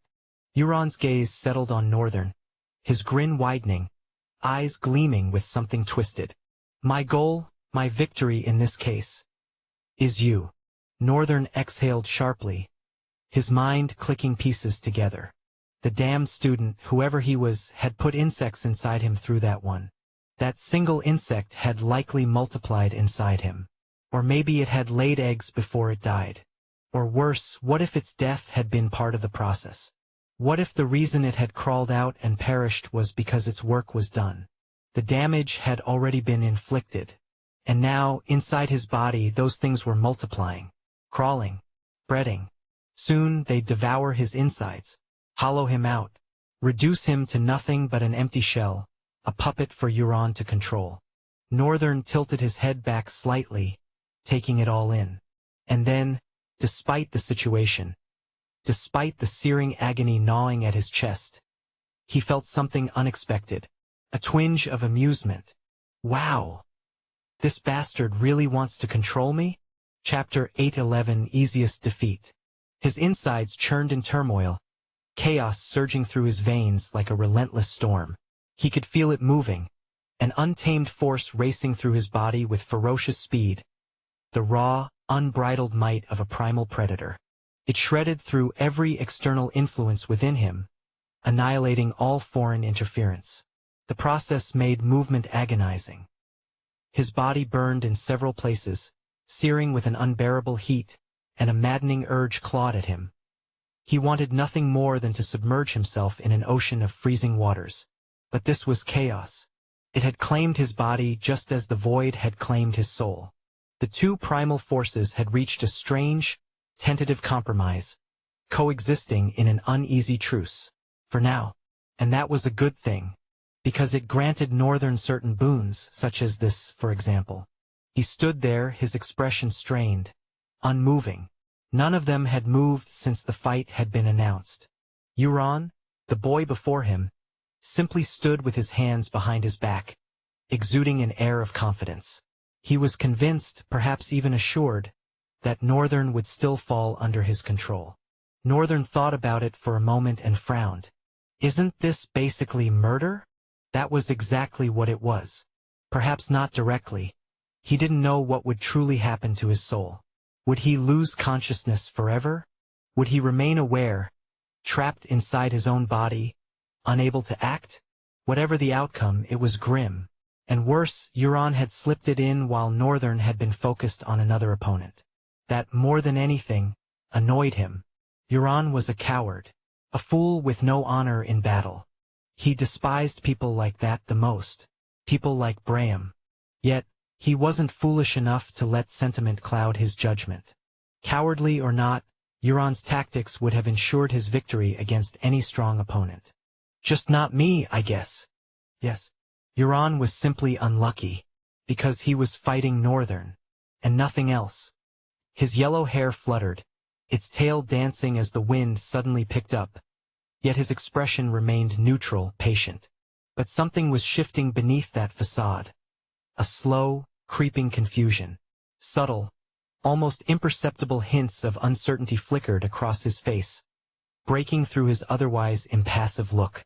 It made sense. He should be confused. By now, Northern should have been on the ground, writhing in agony or worse, a hollow husk as hundreds of thousands of consuming insects devoured him from within. Yet the strange guy was still standing. The Colosseum stirred with murmurs, whispers giving way to louder jeers. I came here for blood. Not a dramatic pause. At this rate, the dust is fighting harder than they are. Somebody throw a rock at them. See if they're awake. Someone actually did. Maybe not a rock, but something. It didn't make it into the arena. Neither of them reacted. They simply stood there, locked in a silent standoff. A dozen seconds passed. Then, Northern finally exhaled, a strange calm settling over him. Chaos had dealt with every last insect in his body, consuming them like a merciless predator. And now he felt good, refreshed. Euron's eyes flickered with unease. The moment Northern's posture shifted, his expression smoothing into something almost relaxed. Anxiety coiled around Euron's throat like a vice. Why wasn't he falling? The ability should have taken effect by now. It always worked. Yet, nothing. This had never happened before. Not once in all his history of subduing people. Northern finally moved, stretching his arms overhead before bending side to side, working out the stiffness. All right, he muttered. Looks like my body's back in shape. Then he fixed Euron with a nasty glare. Now we can begin properly. Euron didn't even get the chance to process the words. Northern was already in front of him. A blur. A flash of speed so quick, so instantaneous. It ripped a collective gasp from the Colosseum crowd. Euron's eyes barely widened before. A fist slammed into his face, twisting his head viciously as his body launched backward. He flew, tumbling through the air like a ragdoll, before crashing into the base of the Colosseum with an unforgiving, bone-rattling impact. And that was it. The bastard was out cold. Northern slowly withdrew his fist, flexing his fingers, frowning slightly. I think I might have put too much power into that blow. He was a bit angry, after all. The crowd stood in stunned silence, eyes fixed on the motionless body of Euron. It was clear they had all expected him to stand back up. After all, every student knew him. Wicked, dangerous, strong. Surely he wouldn't be the easiest opponent to defeat. Northern hadn't landed a hit on either of his previous opponents, yet they had still forced him to display his might, even if it had been overwhelming and, to some degree, for show. But this opponent hadn't even made him flex. All it took was impossible speed, and a single blow. Disappointment rippled through the Colosseum. Students who had once held Euron in high regard now wore expressions of disbelief, even dismay. His family representatives sat frozen in the audience, their faces unreadable. The citadels that had set their sights on recruiting him watched in silence. For now, all attention was focused on one person, the black-haired student with blue tints, clad in a black and white uniform. Northern. The announcer stepped onto the stage, his voice booming, amplified by a spell-crafted microphone. The winner of this match, Rian Lael. A roar of mixed reactions erupted from the stands. Cheers, murmurs, even frustrated shouts. Meanwhile, his other team members climbed onto the stage. Typically, there should have been 4 of them, but only 3 had been allowed to participate in the battle. A last-minute decision by the instructors. They wanted the fights to progress faster. Northern, after merging back with his clone, found himself puzzled by the sudden urgency. Why the rush? It hinted at something, a deeper knowledge. Perhaps the instructors knew something about what was happening. But he didn't have the luxury of dwelling on it. He had other things to deal with. Lithia was calling. It was still a strange sensation, being able to extend his consciousness across hundreds of miles, existing in 2 places at once. Chapter 8:12. Burning Storm, Part 1. Northern stood at the alcove, his consciousness flooding with the events that had unfolded in his absence. It felt like waking from a dream and trying to recall its details. Only this time, there were no gaps, no fragments. Every moment had been experienced in full by his clone's static consciousness, making the recollection seamless. And with Link now integrated as an ability, the connection had grown far stronger than before, its influence weaving through his mind like an unbreakable thread. Not much had transpired since he left. The drifters were locked in battle against a monstrous creature, a beast as mighty as a whale. An apex predator that had recently migrated into the region. It had swiftly seized control of the sea's domain, subjugating other creatures before launching an assault on Lithia's stronghold. The drifters were holding off its minions. Creatures that weren't just adept swimmers but astonishing climbers as well. Yet, with a carefully coordinated formation and precise execution of orders, they managed to keep the tide at bay. But the apex whale was a relentless thorn in their side, growing increasingly difficult to subdue. All available savants and sages with water-based talent abilities were locked in a ferocious struggle against the destroyer, their battle raging over the city's port. The city hall, once bustling, had grown noticeably quieter. More defenders had been deployed to the port, thinning the numbers stationed within. Byran, Jesai, and Linus had also arrived a short while ago. They had come to him, but before they could engage, Byran had halted them, leading them away without a word. Shortly after, they reported to the authorities of the stronghold. Northern hadn't seen them since.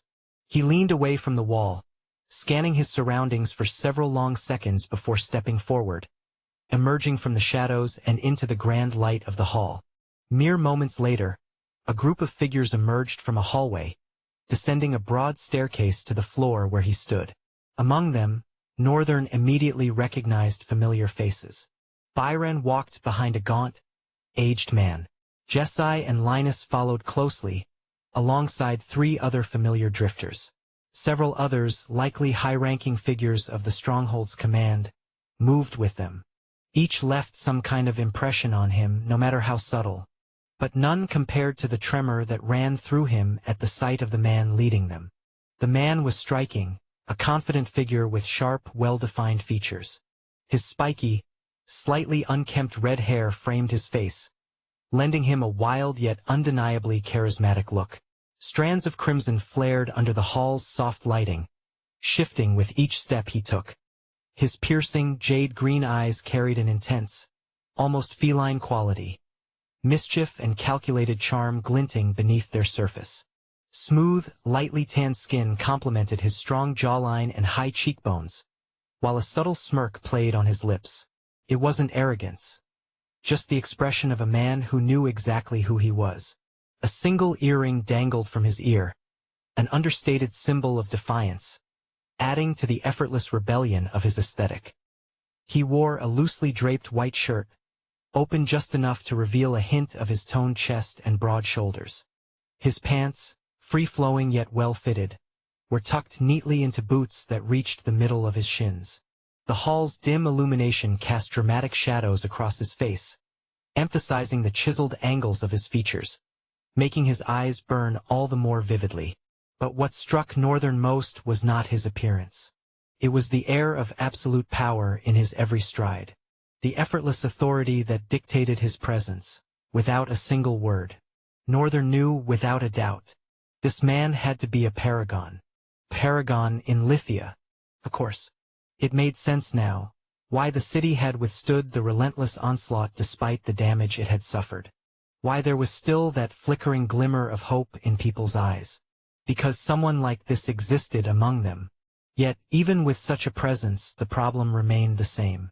A paragon's existence didn't guarantee victory. No matter how powerful he was, no one could single-handedly turn the tide. Even a paragon was bound by the limitations of their abilities. Northern wanted to see, and so he did. Profile. Name. Rizel Verstrid. True name. Burning Storm. Attributes. Tides. Waves. Soul rank. Evanescent. Soul core saturation. Low. Talent class. EX. Talent ability. Kinetic surge. Momentum guard. Breakneck edge. Momentum chain. Speed eclipse. Inertia overdrive. Relativity rupture. Northern's jaw dropped. For the first time in his life, he regretted a decision. Truly regretted it. The choice to copy Tever's ability, a darkness that existed outside of all else. At the time, it had seemed invaluable. But now, standing before a paragon, witnessing an EX-class talent, he felt an insatiable hunger gnaw at him. He wanted to have it, and his slots were already full. His jaw tightened. He bit down on his inner lip, suppressing the frustration that threatened to surface. He wanted to check more details about the talent abilities, but the man was already approaching. Northern forced himself to settle. Breathe. He exhaled slowly, eviscerating the excitement thrashing inside of him. Then, as the group closed in, his expression hardened. His gaze turned cold. Finally, the man stopped in front of him. For a brief second, he glanced back at his subordinates. They, too, studied Northern with sharp, unrelenting scrutiny. The intensity of their observation was unsettling, enough to make Northern wonder what Byran had told them beforehand. But he stood unmoved, unbothered. His breath remained soft, his stance unwavering. He simply waited. Then, at last, the paragon spoke. His voice carried the same presence as his aura. Gallant, authoritative, effortlessly commanding attention and respect. Charisma wrapped around each syllable like a natural extension of himself. "Wow," he said, eyes gleaming with something unreadable. "I did not expect you to look so young." Northern tilted his head slightly. He wasn't quite sure how to respond. First, he wasn't even certain if the man's words were a compliment or a veiled disregard. Before he could decide, the man spoke again. "Oh, please, don't take that as disrespect. I mean, well, really?" His voice trailed off, eyes locked onto Northern's with a convolution of disbelief, a struggle to accept what he was seeing. Then, finally, he admitted, "I've been a drifter for 40 years. I have never met a sage as young as you." Northern met the paragon's gaze with unwavering calm. His expression gave away nothing. Then, with a slow, measured breath, he replied, "That just means you've been looking in the wrong places." There was no arrogance in his words. No boast. Just an undeniable truth, a statement that neither sought validation nor required explanation. The paragon's jade-green eyes gleamed, the edges of his smirk deepening ever so slightly.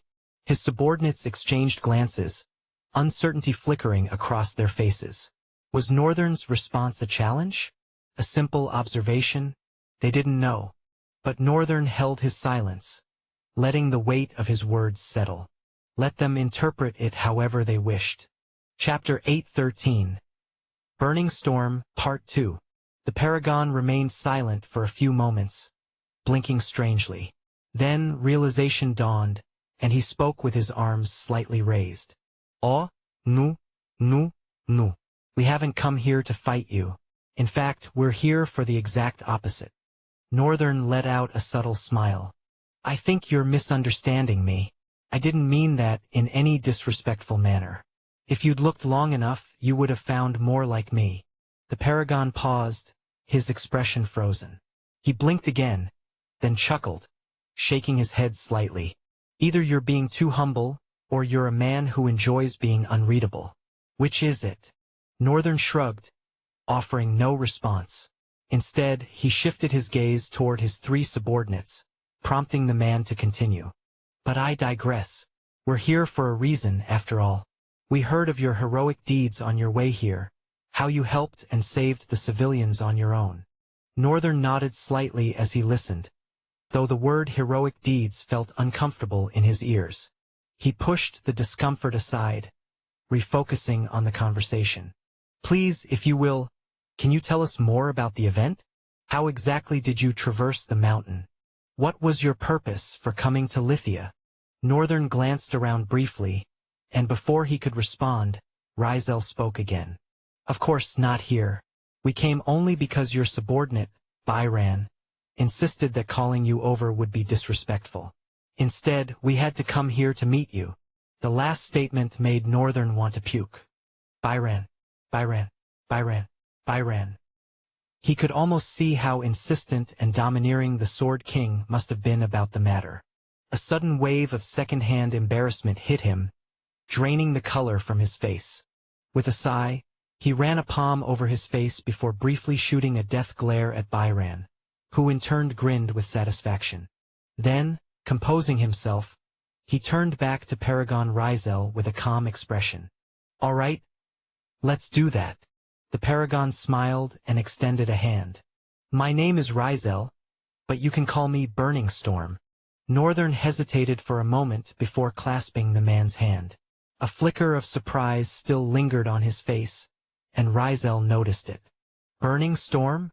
Is that a nickname? He spoke casually, masking the fact that he already knew the man's true name. Rizel shook his head, his smile unwavering, as he retracted his hand. It is my true name. The moment you become a paragon, your true name becomes clearer to you.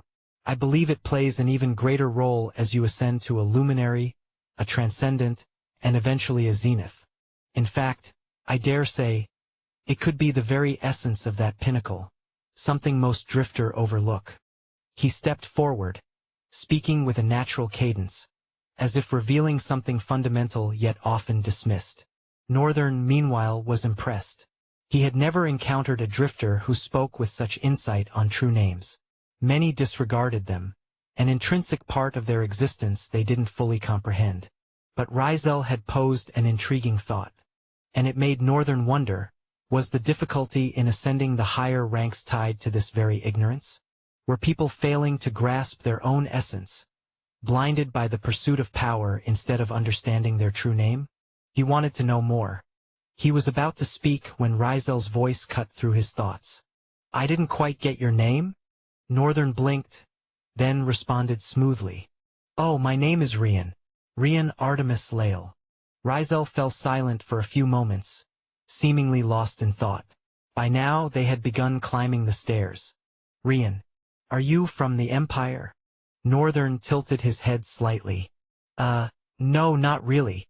Then you must be from a prestigious family, one whose existence cannot be extinguished. Northern shook his head. No, not at all. The paragon turned to look at him as they walked, his expression darkening into a frown. Then I suggest you speak of your name less and less. A golden radiance suddenly broke through the shadow of his expression, and his eyes lit up with a strange, almost joyous energy. As for me, though, Rizel's voice took on an amused lilt. I shall refer to you as Ral. Rian. Artemis. Lael. Ral. What do you think, Sir Ral? Northern wasn't sure how to respond. The man was too charismatic, too effortlessly disarming. It was, in fact, very awkward listening to him craft a nickname out of nowhere with such enthusiasm. He let out a sheepish chuckle, silently thanking his stars that they were finally stepping into a room. The space was bathed in warm golden light, casting a soft glow over what once might have been a lounge. But the stacks of luggage piled into the corners stripped it of its intended elegance, turning it into something far less refined. The paragon took a seat in a red plush chair and gestured for Northern to do the same. Another identical chair sat opposite him, separated only by a cracked glass table. Northern lowered himself soundlessly, his focus settling on the paragon, who relaxed into his seat, swinging one leg over the other. His expression held an amused, almost unreadable smile as he studied Northern. Behind Northern, Byran, Jesai, and Linus stood rigidly, mirroring the stance of the paragon's 4 subordinates behind him. The symmetry of the standoff created a subtle but unmistakable tension. A quiet, competitive energy stirred in the background, one the 2 main figures remained oblivious to. Then, the paragon spoke, his voice tinged with intrigue. Please, have the floor. Northern exhaled slowly. He wasn't quite sure where to begin, but he spoke anyway. I joined a caravan that was supposed to transport some goods here. That single sentence made Rizel lean away from his chair, his expression shifting in an instant, darkening with urgency. The caravan? The goods. Did they make it? Northern frowned slightly. The reaction was intense. More intense than he had expected. For a moment he was speechless, processing the sudden weight of the man's gaze. After a brief hesitation he finally answered. Yes, they are. Rizel's eyes flashed with joy. He nodded once, twice, before exhaling in what almost sounded like relief. Great, great. It seems the stars are smiling upon us. We might be able to survive after all. Chapter 8:14 The Loss of Lithia. Of course, it made sense. The goods they had transported were that important, so crucial that even a paragon's mood could be so drastically lifted by their safe arrival. Paragon Rizel's joy was genuine, making Northern genuinely curious about the nature of the goods themselves. But beyond that curiosity, something gnawed at him, sharp and unrelenting, like the jagged edges of a rake scraping against his mind. He studied the paragon, watching as the man exchanged cheerful words with his subordinates. The air in the room turned cold. The golden lights flickered, dimming as Northern's expression darkened. Then his voice cut through the moment like a blade. You seem really happy, and not the slightest bit concerned about the lives that were lost to bring that damn thing here. The room fell silent. Rizel froze, his expression taking a steep nosedive. He wasn't particularly sad, but there was a shift, a solemn string of empathy weaving across his features, settling in response to what Northern had laid bare. And then, to Northern's utter disbelief, the man went down on his knees. He bowed. Northern almost shot out of his chair. His muscles tensed, his body halfway rising in shock and embarrassment. A paragon was bowing before him. What are you doing? Rizel's voice remained smooth, unwavering. Don't be mistaken. He lifted his head slightly, his gaze steady. You are the only survivor, the representative of those who lost their lives. I am giving you a humble bow, paying my respects to the dead. We are alive today because they did not give up halfway and turn back. His voice carried neither theatrics nor obligation, only conviction. Then, he turned to his subordinates who remained standing. His tone darkened, laced with a sharp, trembling viciousness. What do you think you're doing? Immediately, all of them dropped to the ground. They bowed. Northern watched, silent for several seconds. Short of words, a paragon in this era anywhere in the world was the pinnacle of authority, the apex of power, standing above kings and queens, unless the ruler was a paragon themselves. They dictated the rules. Society bent to accommodate them. Such an existence had no need to lower themselves before anyone. Yet here Rizel was, bowing, not for Northern, not for any sense of self-righteousness, but for people he had never even met. Northern didn't understand. Not even withstanding the fact that he wasn't doing all this for himself. He didn't need help surviving, he could survive just fine. But he was tied down here in Lithia because he had chosen to help the people instead and was thanking Northern on behalf of the people that would be surviving. It was strange. Northern exhaled shakily and managed to settle back into his seat. His gaze lingered on Rizel for a few moments before he finally spoke. "I'm not the only survivor." His voice was quieter this time, measured, almost subdued. "There's another survivor. Someone you should all be thanking. She refused to give up, even though she was just a civilian. She was the one who pushed forward when turning back would have been the easier choice. And I think I'm only here because she refused to quit." Rizel studied him, his eyes widening slightly before a smile curved his lips. "And where is this person now?" "She's severely injured. The healer here is treating her." "Oh, that must be Braham," Rizel said with certainty. "Then rest assured, she's in good hands. If it's Braham, she will survive. And I will personally thank her for her indomitable spirit."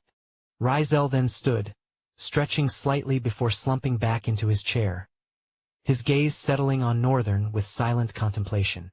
Then, cautiously, he asked, "So, where are the goods?" His expression was so careful, so genuinely puzzled, that Northern had to work extra hard to suppress a laugh. Rizel looked like a man who didn't want to be rude, but at the same time, was completely confused. Northern cleared his throat slightly. "Don't worry, they're in a safe place. But there's something far more important I need to discuss with you." The light-hearted confusion in Rizel's face faded instantly. He studied Northern for a long moment, then gave a small nod. "All right, go ahead." Northern's expression grew stern. "First, I want to be sure. What exactly is going on in this place?" A beat of silence followed. Rizel's expression remained neutral, but the weight of something unspoken settled over him. His usually composed features showed the slightest hints of strain, an intensity buried beneath his sharp, handsome face. Then he sighed, exhaling the tension as he began to speak. "About a month and 2 weeks ago, we were attacked. By monsters. A lot of them. Too many for a single assault." His voice carried a heavy edge now, the weight of those words lingering. "The attack came mostly from the sea. But there were others, from the sky, from the land." His jaw tightened slightly. "It wasn't just an assault. It was an invasion, one we were powerless against." Rizel's voice was calm, but the weight behind his words was unmistakable. "The only reason the city still stands is because of its natural defenses. And, of course, because I was there. But even then, I couldn't save everyone. I only managed to save as many as I did because of the wonder of Lithia itself." Northern tilted his head slightly. "I don't quite understand." Rizel studied him for a moment. Then his lips parted in slight realization. "Oh, it seems you're not too familiar with the wonders of the world." Northern's brows furrowed slightly. "Lithia is one of those?" The paragon smiled. "Yes, Lithia is one of them." There was a hint of pride in his tone as he continued. "Lithia is a city nestled on a crescent-shaped island at the heart of a Y-shaped river. Its bay, a deep azure heart, beats with the rhythm of merchant ships and war galleys alike. But what truly sets Lithia apart, what elevates it to legend, is the water itself. If you've observed the waters surrounding the city, you might have noticed how they shimmer with an unnatural brilliance, a constant veil of heat rippling above its surface. That Ral is the veil of embers. It's not a wall, nor a fortress, but a barrier of scalding tides. For miles, the ocean boils, not in violent eruptions, but in a steady, simmering heat, turning the sea into a basin of living steam. No creature of the deep dares approach. Even the apex monsters that attack the trade routes recoil from the blistering perimeter. That's why the seaborne assaults were manageable." Rizel exhaled, pausing briefly before continuing. "But the sky was another story." His voice lowered, carrying the weight of the disaster that had unfolded.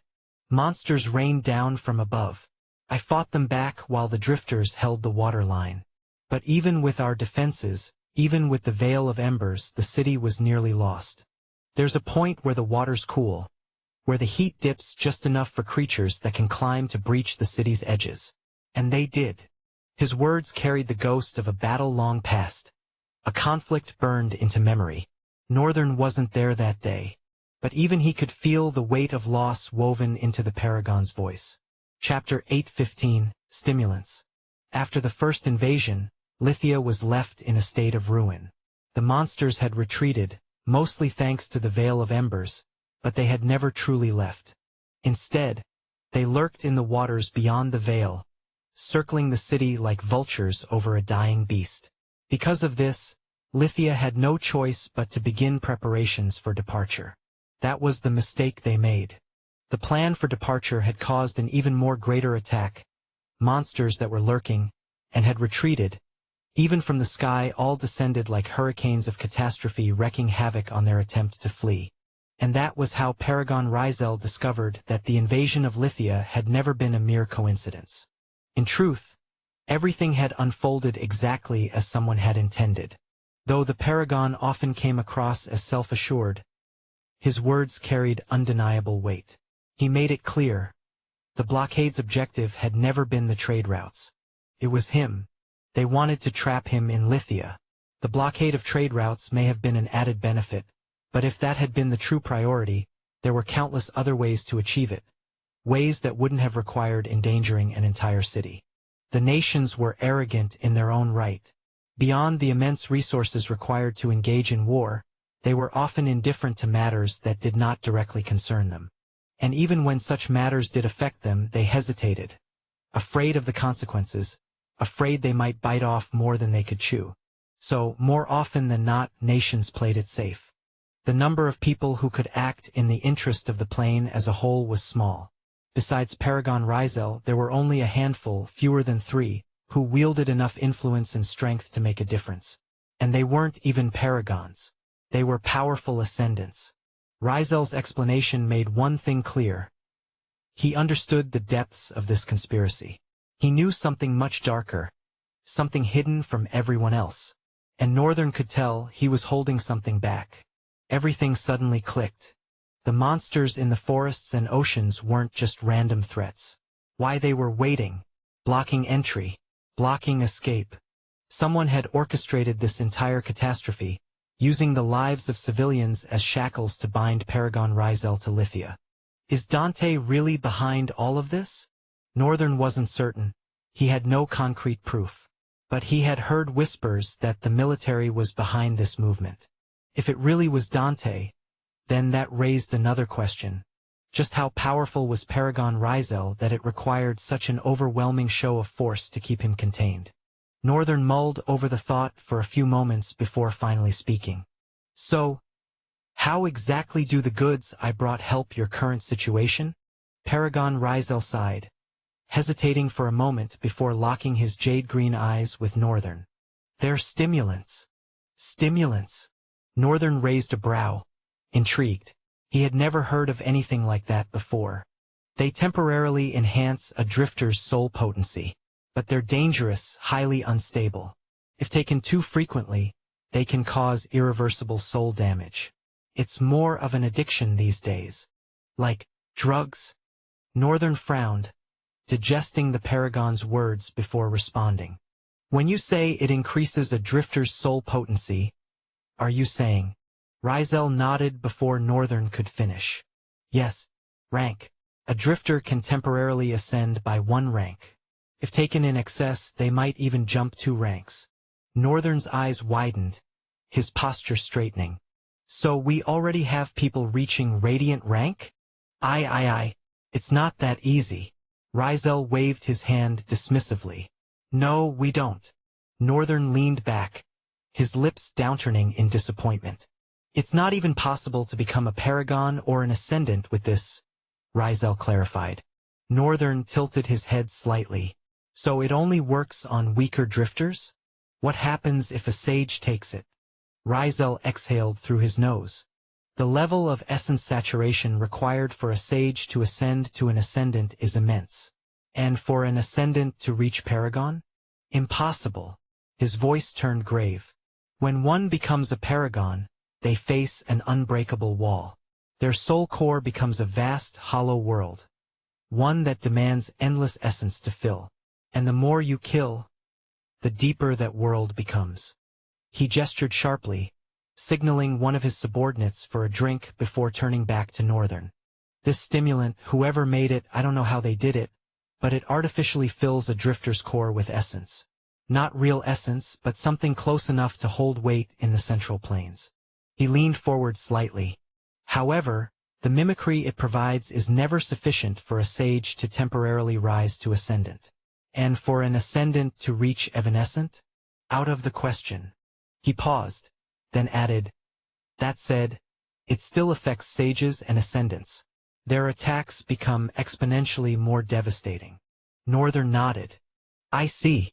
I guess that makes sense. He paused for a moment, his gaze unfocused, thoughts drifting. Then, snapping back to the present, he turned to the paragon, who had just received a glass of water and was bringing it to his lips. So, who is the supplier of these stimulants? Paragon Rizel gulped down a large portion of water, exhaling with a satisfied sigh. I don't know, really, but whoever they are, they must be stinking rich. These things cost a fortune. Northern remained silent, watching the paragon impassively. At the same time, a question gnawed at him. Why, in this God's-forsaken world, was Roma after those things? She seemed to know exactly what they could do. But was she trying to use them? That didn't make any sense. Northern didn't believe she'd do something that reckless. Besides, the stimulants wouldn't even work on her. So maybe she was tracking them for another reason. And maybe, just maybe, she knew the supplier. As Northern sank deeper into thought, Paragon Rizel studied him, his jade-green eyes flickering with realization. He signaled to one of his subordinates, who left briefly and returned with another glass of water. The man placed it in front of Northern. Northern raised a brow subtly, then smiled. I'm not particularly thirsty, but thank you. Still, he picked up the glass and drank. The moment the cool liquid hit his throat, an alarm erupted, shrill, relentless, slicing through Lithia like a blade of despair. Northern pulled the glass away from his lips, his eyes shifting toward the window. But before he could even glance outside, he noticed something else. The change in the air. The atmosphere in the room shifted. Paragon Rizel's subordinates had gone pale, their faces grim. Northern's gaze flicked back to the paragon, who remained unfazed. What's happening? Rizel forced out a smile. That? He gestured lazily toward the blaring sirens. That's code red. It means something very dangerous has appeared. Something capable of breaching the city's defenses. He leaned forward slightly, his grin widening. And those kinds usually bring a lot of casualties. There was something brooding behind that grin. Northern already knew what was coming next. Ral boy. Rizel cracked his knuckles, the amusement in his eyes sharpening into something more lethal. What do you say we handle this one together? Chapter 8:16. The tide is coming. Fighting alongside a paragon didn't particularly excite Northern. It wasn't all that. But there was something about Rizel. An aura that wrapped around him like a shroud, drawing Northern's attention despite himself. Even as he tried to shift focus away, he couldn't deny it. He stood by the wall of the city's main hall, watching as the paragon orchestrated the city's defenses with barely a handful of words. He exuded authority, a commanding presence so effortless it seemed ingrained in his very being. He was orderly, precise, staunch, a force in his own right. Clearly, being a strong paragon wasn't the only thing that made him dangerous. Lithia had erupted into organized chaos. Drifters, clad in distinct armor, coordinated the evacuation, ushering civilians deeper into the city, towards the underground shelters, while others rushed toward the eastern wall, the ocean port, where the threat loomed largest. The air vibrated with tension, thrumming like a drumbeat of war. The tide was coming, a monstrous, intransigent force, one with the power of 100 tsunamis crashing in unison. Northern remained still. He had yet to summon anything, no weapons, no abilities. He was watching, waiting for the perfect moment to act. His gaze stretched toward the city's distant walls. Battles had already broken out. Drifters locked in combat with creatures that swooped from the skies. These monsters were grotesque, their jagged wings tearing through brick and stone with every powerful flap. Their beaks, long, sharp, and wicked, smashed into the city walls and buildings, sending cracks webbing across structures. A single dive, a single strike, and an unguarded drifter skull would be crushed instantly. "My liege, what should we do?" Byron asked Jesai and Linus standing behind him. They had remained silent until now, only speaking after Northern pulled his gaze away from the far eastern wall. The question echoed the thoughts weighing on his mind. "Protect them, I guess," Northern murmured, his voice measured. "The drifters, the civilians, protect everyone, and make sure you kill as many monsters as you can." He turned slightly, meeting Jesai's and Linus's gazes. They were the same as ever. Jesai gentle and composed on the surface. But Northern could tell. She was suppressing something far more sinister beneath her calm exterior. And Linus? He wasn't difficult to read at all. He had been angry ever since the day Northern stole him from his homeland. Northern wasn't sure where that anger was directed anymore. But as long as Linus kept growing stronger, their deal was holding up peacefully. The three vanished into the air the moment Northern gave his orders. It feels rather strange. He had been in a position of leadership for a while now. Yet he couldn't recall ever truly acting the part. Watching Rizel command the battlefield with such effortless precision, placing every piece exactly where it needed to be, made Northern question his own ability to lead. Leadership wasn't something he had asked for, but it had been given to him nonetheless. And the truth was, he couldn't say for certain whether he had made good use of it. His gaze lingered on Rizel for a few more seconds. A disaster was approaching. Everyone could feel it. Perhaps not everyone, but all those at least of master rank and beyond. Sages, ascendants, they all sensed the looming catastrophe. And from what Northern could tell, it was going to be a strong one. If the monster the drifters had just finished slaying, one that had required the combined efforts of an ascendant and 3 sages, had been an apex destroyer, then this one would most likely be a behemoth. A catastrophic behemoth. And yet the Paragon was strangely calm. Not just him. The way he placed his hands on people's shoulders and spoke to them. The way his air seemed to give people peace. It was amazing. Of course, Northern already had a behemoth serving him as a summon. If needed, he could disperse the incoming threat with ease. So there was no fear, no alarm for him. But battles of that scale, they brought other concerns. The city itself. Would Lithia withstand such a clash? Even now, standing at its walls, watching the chaos unfold. Would it? Just as the thought crossed his mind, Rizel called up to him from below. "Ral, it is time." Northern sighed. Then, in one fluid motion, he leaped off the wall. The wind roared past him, his body cutting through the air like a spear before stabilizing, his descent slowing as he landed, impacting the ground with the force of a war jet. Rizel stood motionless, watching. Then, with a slight tilt of his head, he muttered, That didn't look like maneuvering gravity." His jade-green eyes narrowed. "Can you fly?" Northern nodded, his face unreadable. "Yes, I can." An intrigued smile crept onto Rizel's face. His eyes gleamed as he stared, something unreadable flickering in their depths. Northern frowned slightly. "Excuse me." Don't mind me." Rizel laughed, waving a hand. "I'm just excited. But please, don't tell me flying is all you can do." Northern's expression twitched. These questions were starting to bug him. "Don't be impatient, Paragon Rizel. You'll find out soon enough." Rizel's grin widened. Right? I will, right?" With one last glance, he finally looked away, his gaze shifting to the sky. "This battle is going to be rough." he said, his tone turning serious. It'll be airborne. Northern's brow furrowed. Airborne? That's his solution? Rizel nodded. We can't afford to bring the battle to the city. It would be too dangerous. We have to intercept it. His gaze locked onto Northern once more. We take it down over the river. Rizel lowered himself slightly, then catapulted into the air.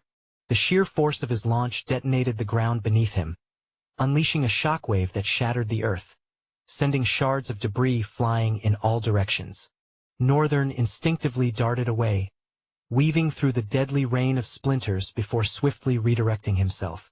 A second later, he caught up, leveling with the Paragon as they soared toward the river. As they flew, Northern's gaze drifted downward, toward the massive, whale-like corpse below. The thing was enormous. Its lifeless body stretched across a portion of the river, its hide an obsidian black that shimmered with a strange, sinister luster. Drifters swarmed over it, digging into its flesh, harvesting its core, and, most likely, its meat. Northern barely spared it a second glance before shifting his focus forward. That creature alone had required a team, a single ascendant, 3 sages and several savants, masters, nomads, drifters to bring down. The one they were heading toward was far stronger. And all they had were a paragon and a sage. Northern frowned.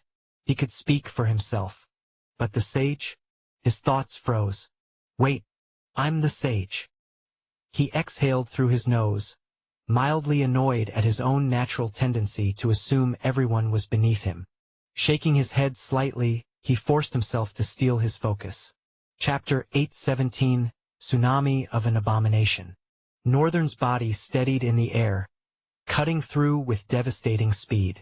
Sound barriers shattered in his wake, rupturing like fragile glass as his lithe form pierced through them. An airborne javelin hurled by a titan. The Paragon wasn't far behind. His method of flight differed strangely from Northern's, something Northern suspected was tied to his talent, its mechanics interwoven with motion itself. Paragon Rizel moved in bursts, detonating shockwaves that hurled him forward with titanic force, each eruption propelling him across hundreds of meters before he needed to generate another. Each time he surged forward, he momentarily overtook Northern, spearing through the sky like a cannon round. But it was only ever for a few fleeting seconds. Inevitably, Northern would surpass him again. Together, they were forces that terrified and governed the wind, though neither bore authority over the elementals of the world. They were not luminaries, after all. Then Northern saw it. A creeping sense of foreboding thickened the air, pressing in like an invisible hand around his throat. The further they had traveled, the heavier the atmosphere had grown, darkening, twisting until now. This place was the crux of that darkness. He halted mid-air, stopping so abruptly that the wind bucked and twisted, recoiling at the sudden defiance of motion. Rizel reached him a second later, suspending himself in the same impossible manner. Only, his stillness was different. His motion, precise and absolute, disturbed nothing. Where Northern had interrupted the wind, Rizel seemed to command his body alone, as if his talent applied only to himself, never the world around him. Northern stared forward, his face grim. The Paragon, in contrast, was unmoved. There was no trace of alarm in his expression, only an unsettling calm, as though he were witnessing something profoundly intriguing. Northern had fought a behemoth before, but this was something else. It was bigger, felt bigger. Less a monster, more a natural disaster, something beyond form, beyond recognition. The rivers below weren't merely disturbed. They convulsed. Waves folded and collapsed upon themselves, stretching unnaturally, curling like the grip of some unseen gargantuan. The water twisted in chaotic destruction, not as if something were inside it, but as if the water itself had become the monster. It was like watching a storm rolling through both sky and river at once, black and writhing, an entity of pure devastation given form. The sight coiled dread through Northern's veins. His body went cold. And yet, beside him, Rizel smiled. Northern turned to him, unsettled. Why? How could he look at that and find amusement? Finally, he asked, Have you ever fought something like this? The Paragon folded his arms and shrugged. Well, no. Northern tilted his head. And you're smiling? Rizel turned, sparing Northern a glance. Aren't they rather an interesting existence? Besides, thinking about how to defeat such a creature has me tasking my head. I like that it's very challenging. It's been a while since I've been this challenged. Nuts. This guy has gone nuts. Northern had met 3 paragons in total, a divine feat in itself. Some people lived and died without ever laying eyes on even one. Yet, somehow the events in his life, each a brush with death, each a moment that could have shattered worlds, had led him face to face with these pinnacles of strength. Either he fought them, or he fought with them, and every single one of them had one thing in common. They were self-conceitedly crazy. They really are. Unapologetically, too. For a brief moment Northern wondered, if he reached their level would he become like them? Funny, how he couldn't see the truth about himself in moments like these. He sighed, shaking off the thought. Now was not the time. Not when they stood before a catastrophic behemoth. The least he could do was focus. But this is just a catastrophic behemoth, and yet it feels far stronger than the Crimson Lord, a supposed apex Belial. Either I'm missing something or this has to do with the rift and its ties to chaos. Either way, this thing demanded his attention. And Northern planned to give it his all. Not that it looked like he had a choice. He turned to Rizel, studying the man's composed, unshaken demeanor. For a few seconds he hesitated, then he asked, "What do we do from here? How do we even attack something that looks like water?" Rizel was silent, his gaze locked on the rolling storm of an abomination. His expression remained unreadable. Finally he blinked, tore his eyes from the beast, looked at Northern. "I think the first question we should be asking is..." His lips curled into something that wasn't quite a smile. "How do we survive a tsunami?" Northern tilted his head. "What do you mean?" Rizel's gaze returned to the churning disaster before them. Behemoths are different from the lower-rank monsters. They share a bond with the world, albeit in a defiling manner. But a bond is a bond nevertheless. Northern's brows furrowed. Paragons also share that bond, but in a more submissive manner, Rizel continued. We feel the world, connect to it. That connection influences our essence, its nature, its form. And because of that connection, we can do something called essence manifestation. He paused, taking a slow, unhurried breath. Ahead of them, the raging waters trembled forward, albeit slowly, like a predator savoring its approach.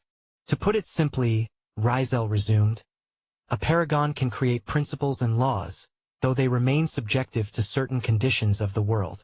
Northern's mind processed those words, and suddenly, understanding dawned. So that's it. That's the answer. The thing that set paragons apart. The reason for their strength. Essence manifestation. A unique ability, one rarely ever seen. Maybe he'd get to see one today. Rizel continued, oblivious to Northern's thoughts. But for a behemoth, especially when they evolve to a catastrophe level, it becomes far more menacing. His eyes gleamed. Their manifestation isn't subjective to the world's conditions. He paused grimly. It drives them. Northern's chest tightened. He turned his gaze back to the monstrous tide before them. Its abyssal waves stretching higher and higher, swallowing the sky, devouring the river. Rizel exhaled. This tsunami, Ral, his voice was measured, calm, is as dangerous as any tsunami in the world. Or perhaps even worse. His head tilted slightly. Have you ever been hit by a tsunami, Ral? Northern's breath hitched. Rizel's smile sharpened. Get ready to be hit by one.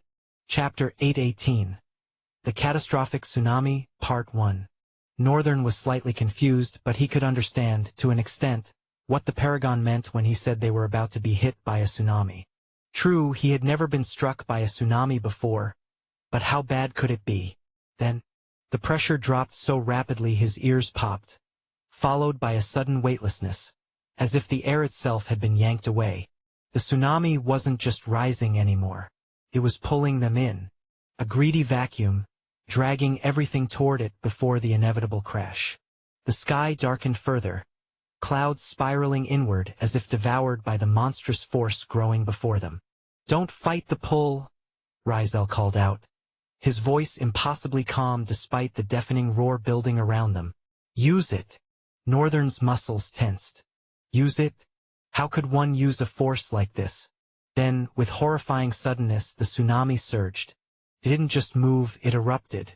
A wall of black water, hundreds of meters high, accelerating with an unnatural, impossible speed. Its surface churned, twisted, and writhed, shapes forming and vanishing in an instant. Faces, torsos, clawing hands, all sculpted from liquid darkness. "Now!" Rizel shouted, and then he was gone. Not fled. Northern saw him hurtling toward the incoming destruction, his body tearing through the air, shockwaves exploding in his wake. Northern cursed under his breath. Was this paragon truly insane? But there was no time to question. If there was one thing Northern had learned, it was that sometimes survival meant following the path of madness. He threw himself forward, cutting through the air, hurling himself toward the monstrous wave. The tsunami loomed before him, a darkness that seemed to swallow light itself. Northern could see Rizel ahead, a blazing point of light against the abyss. The paragon was circling? No, he was weaving through the air in a spiral pattern, each burst of acceleration carving a visible disturbance in the atmosphere. Understanding flashed through Northern's mind. When faced with something you cannot overcome with force, you redirect it. Northern adjusted his flight path, mirroring Rizel's spiral, but in the opposite direction. Together, their movements sculpted the air into a countercyclone, a vortex of wind and pressure standing defiant before the oncoming wave. Then the tsunami struck. The collision was world-shattering. Northern's body was nearly ripped apart by the opposing forces, the sheer turbulence pressing against his bones like a crushing vice. The sound wasn't just deafening. It was a force trying to rupture his organs. His vision blurred, darkness creeping in at the edges, consciousness teetering on the brink. The might of the tsunami against their vortex was too tumultuous. And so what? He just needed to create more vortexes. Simultaneously, his clones flickered into existence, appearing all around the storm's howling darkness. Without hesitation, they mirrored his and Rizel's movements, spiraling in sync, each one feeding the vortex until it became an unstoppable tempest, holding firm against the tsunami's oppressive weight. For precious seconds, the vortex held. The monstrous wave split around their cyclone like water crashing against an immovable stone. Then something changed. The water, if it could even be called that anymore, adapted. From within the abyss, tendrils of midnight liquid shot outward, writhing and twisting, clawing toward them with unnatural precision. The vortex began to collapse as the behemoth struck. Its lashing tendrils tore into his clones, unraveling their formations with terrifying speed. "It's aware!" Northern shouted, though he doubted Rizel could hear him over the unrelenting roar. Monster intelligence did not depend on rank. It depended on danger level. The moment a monster reached catastrophe rank, it awakened. A sentient, predatory intuition, a mind honed not just for survival but for calculated, intelligent warfare. Understanding its own power, its own limits, adapting. Such a monster changing tactics mid-battle was anything but surprising. But Rizel was already reacting. He abandoned the spiral. Instead, he shot straight upward, accelerating with such speed that he left a sonic boom in his wake. Northern followed, his clones following with him. His lungs burned. The air grew thin. His head spun. Higher, higher still. They climbed toward the impossible. From this height, the true scale of the catastrophic behemoth became terrifyingly clear. This wasn't just a tsunami. It was reshaping the landscape itself. Wherever the black water touched, it didn't just erode. It devoured. The earth beneath it turned barren, drained of life, as if the creature wasn't merely destroying matter but consuming its very essence. he did say in a defiling manner. Rizel hovered beside Northern, his usual smirk absent, replaced by something serious, calculating. At this point, Ral, he said, his voice carrying effortlessly despite the thinning air. We need to force this baby out of its shell. Baby? Shell? Northern gasped between breaths, still fighting against the altitude.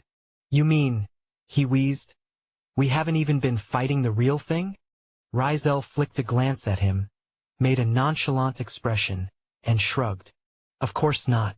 This is just a manifestation, a corrupted echo of its essence, tied to the world itself. Northern froze for a moment, letting that explanation sink in.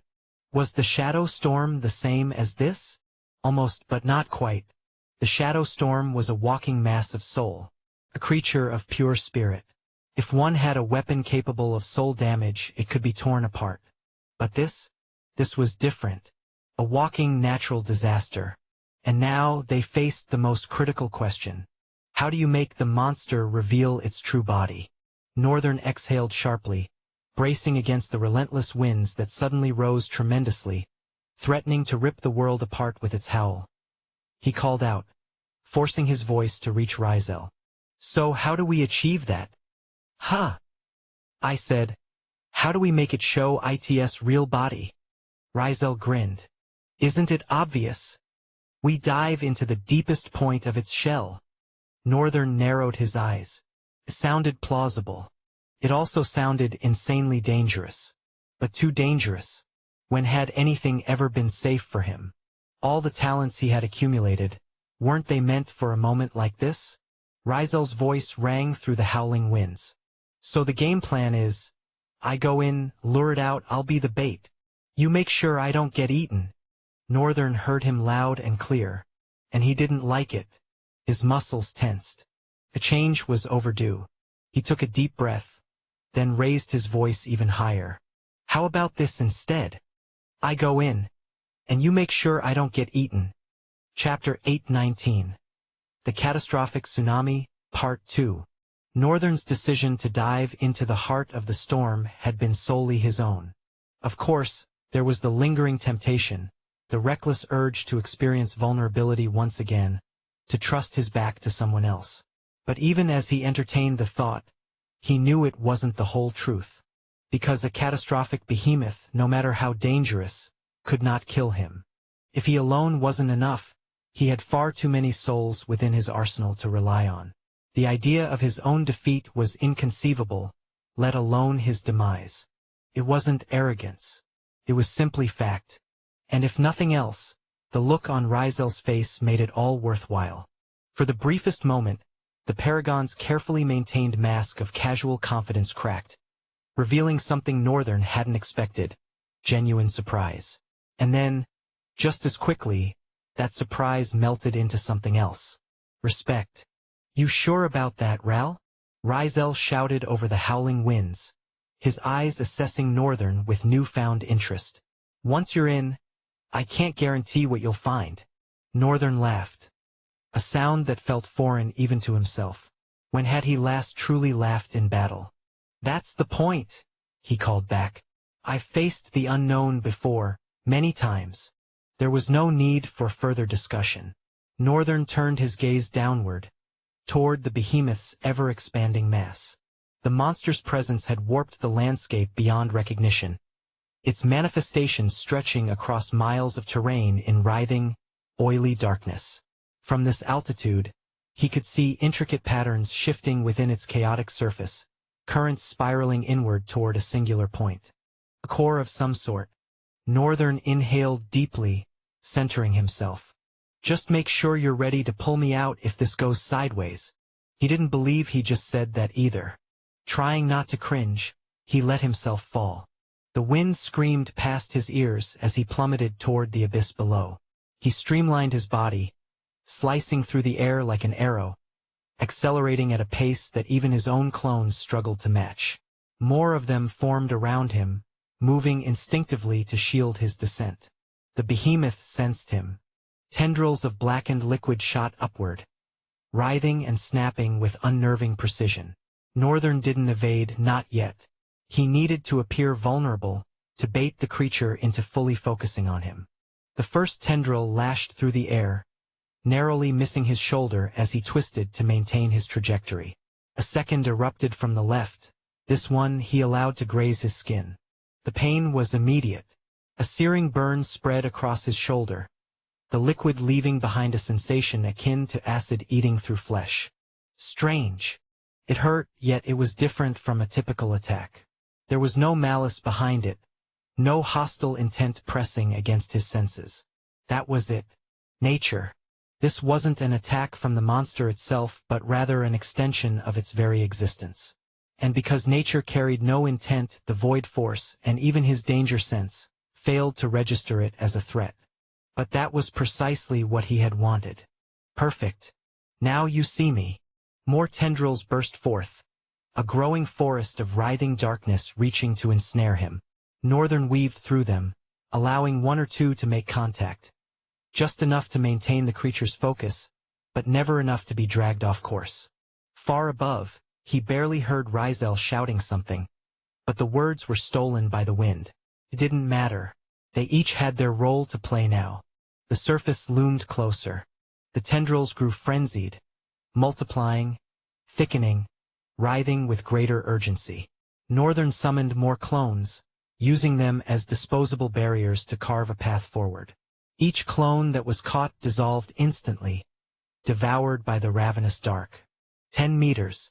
5. 3. Northern closed his eyes at the last moment.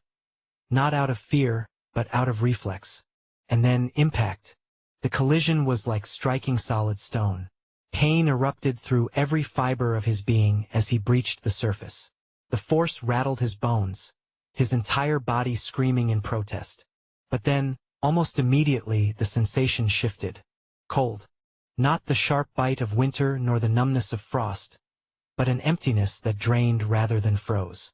His breath no longer reached his lungs, stolen before it could even form. His chest felt hollow, his heartbeat sluggish, as though the very concept of warmth had been erased from existence. And then pressure. It was suffocating, a relentless force squeezing from all sides, like the ocean's deepest trench had swallowed him whole. His bones creaked under the strain, his joints locking as if his own body was trying to resist the descent. Darkness closed in at the edges of his vision, his senses blurring. Still, he did not stop. Northern pushed forward, his instincts sharpening against the overwhelming force. His clones, once a constant presence, a flickering army that had shielded him, were gone. Whether they had dissolved under the pressure or simply refused to form in this dark tsunami, he couldn't tell. He was alone, but that was nothing new. The darkness around him wasn't empty. As his eyes adjusted, he saw shifting currents, flows of varying densities weaving through the tsunami. Unlike the chaos above, these movements were deliberate, intricate patterns spiraling toward a singular point. A silent, unseen force guided them, an underlying structure hidden within the depth. A pulse, faint but unmistakable.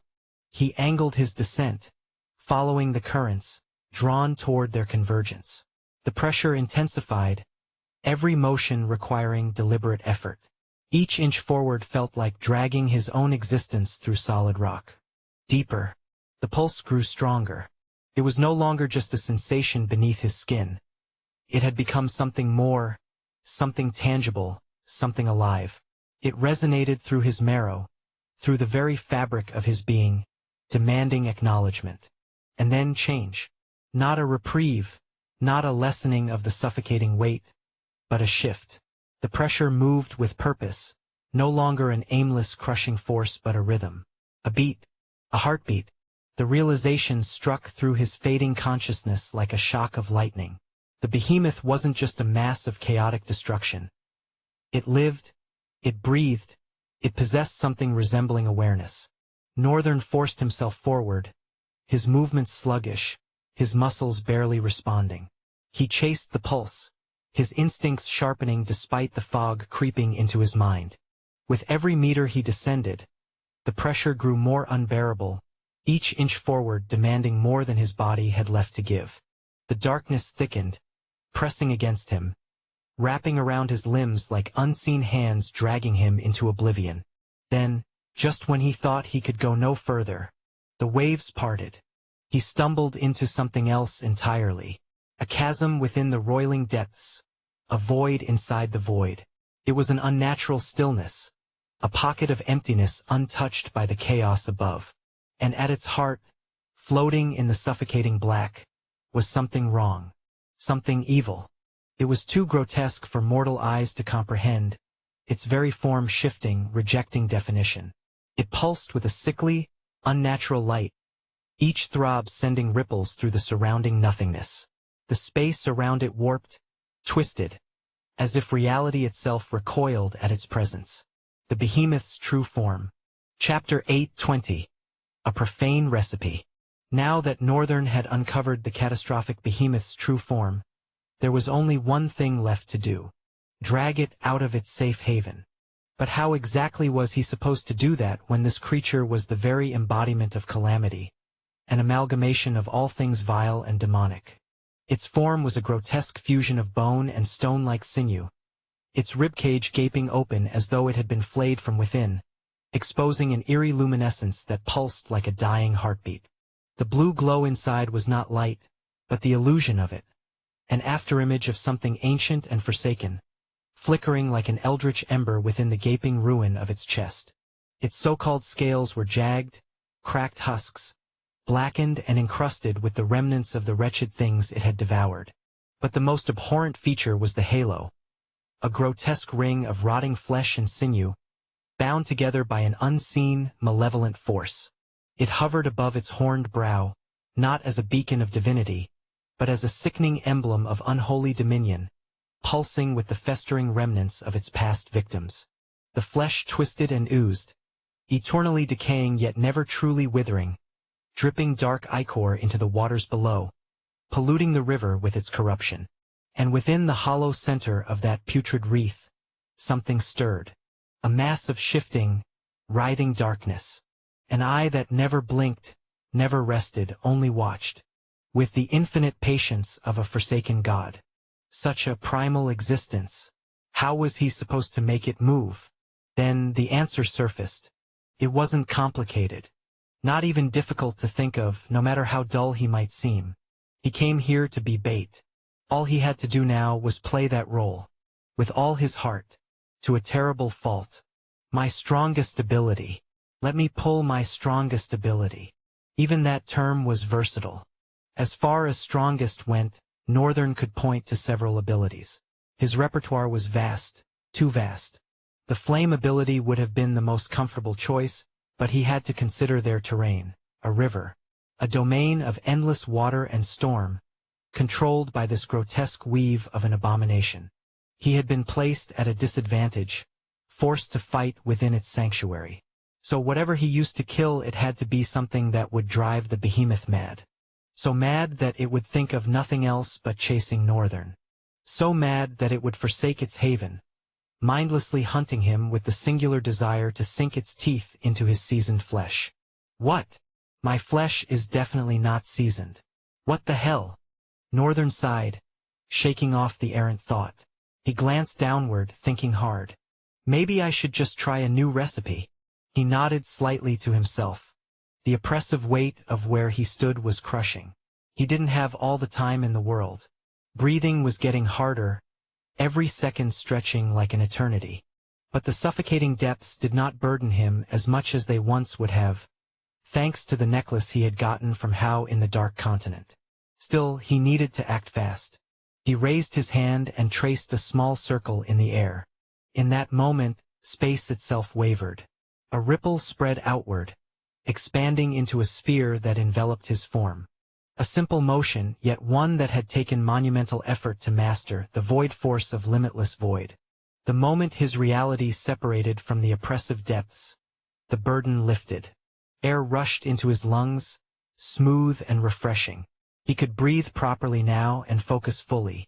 Within the void force, Northern moved. His hands came together, molding something unseen. A blinding light ignited within his grasp. It shimmered pure, untamed. But then it shifted, glowing with a soft, radiant cantaloupe hue. The light blazed, fighting ferociously, struggling to tear through his grasp. But his hands were not the hands of an ordinary man. They were the hands of a divine sculptor. And everything, no matter how wild, how volatile, was subject to their will. His time at the forge had taught him much. He had come to understand fire, its vibrance, its ego, its raging defiance. And that understanding allowed him to merge it with ice. Then, finally, a radiant, dull yellow glow exploded into his fist. The air around him bent, crushed, dropped like molten liquid. Even his enhanced body, his unparalleled composition, began to smolder within the immolating collision of heat and cold. The final touch. His gaze was cold, indifferent. He watched his hands as, finally, an inky darkness burned, swallowing everything within his grasp. Fire, chaos, and void. All these elements, contradictory, volatile, irreconcilable, melded together, bound by the limitless potential of DIY. Even Northern was curious to see what would emerge from such a profane fusion. Slowly he unclasped his hands. Light stretched outward, lengthening, refining itself into a long, thin spear. Gray, smooth, perfectly sculpted. The weapon hovered above him, its presence unervingly unassuming. With a flick of his fingers, the spear turned and faced the monstrosity. It looked ordinary, not forged of metal but molded, an anomaly given form. Its gray skin devoured everything around it, even the abyssal glow of the depths. The spear's edge aimed at the unholy abomination, trembling slightly. Northern's gaze was cold, indifferent. This will hurt a bit. The spear lunged. It tore through the water, parting the depths like air. Its trajectory was unwavering, a silver comet streaking through the abyss. The catastrophic behemoth remained still, as if it couldn't fathom that something would dare to strike it within its own domain. Then, its lightless eye flickered. A ripple of surprise, confusion, twisted through its malevolent consciousness. Too late. The spear struck. It pierced the luminescent cavity of its chest. No explosion, no detonation of force, just the soft, almost delicate sound of metal sinking into flesh, like a knife sliding into ripe fruit. And then, silence. Terrible, absolute silence. Even the ambient hum of the abyss vanished. Northern's eyes narrowed. 3, 2, 1. Congratulations. You have slain a catastrophic behemoth, the boneless sea. You have gained 14 talent fragments. If you want access to fast updates or the full novel in high-quality audio, contact me now and buy. I offer over 300 complete audiobooks from Pocket FM, Webnovel, Audible, and more. No locked episodes, no subscriptions, just one-time payment via PayPal or Ko-fi. Message me directly on Telegram or WhatsApp, or check out the full list of available novels on Discord. Start listening to your next favorite audiobook today.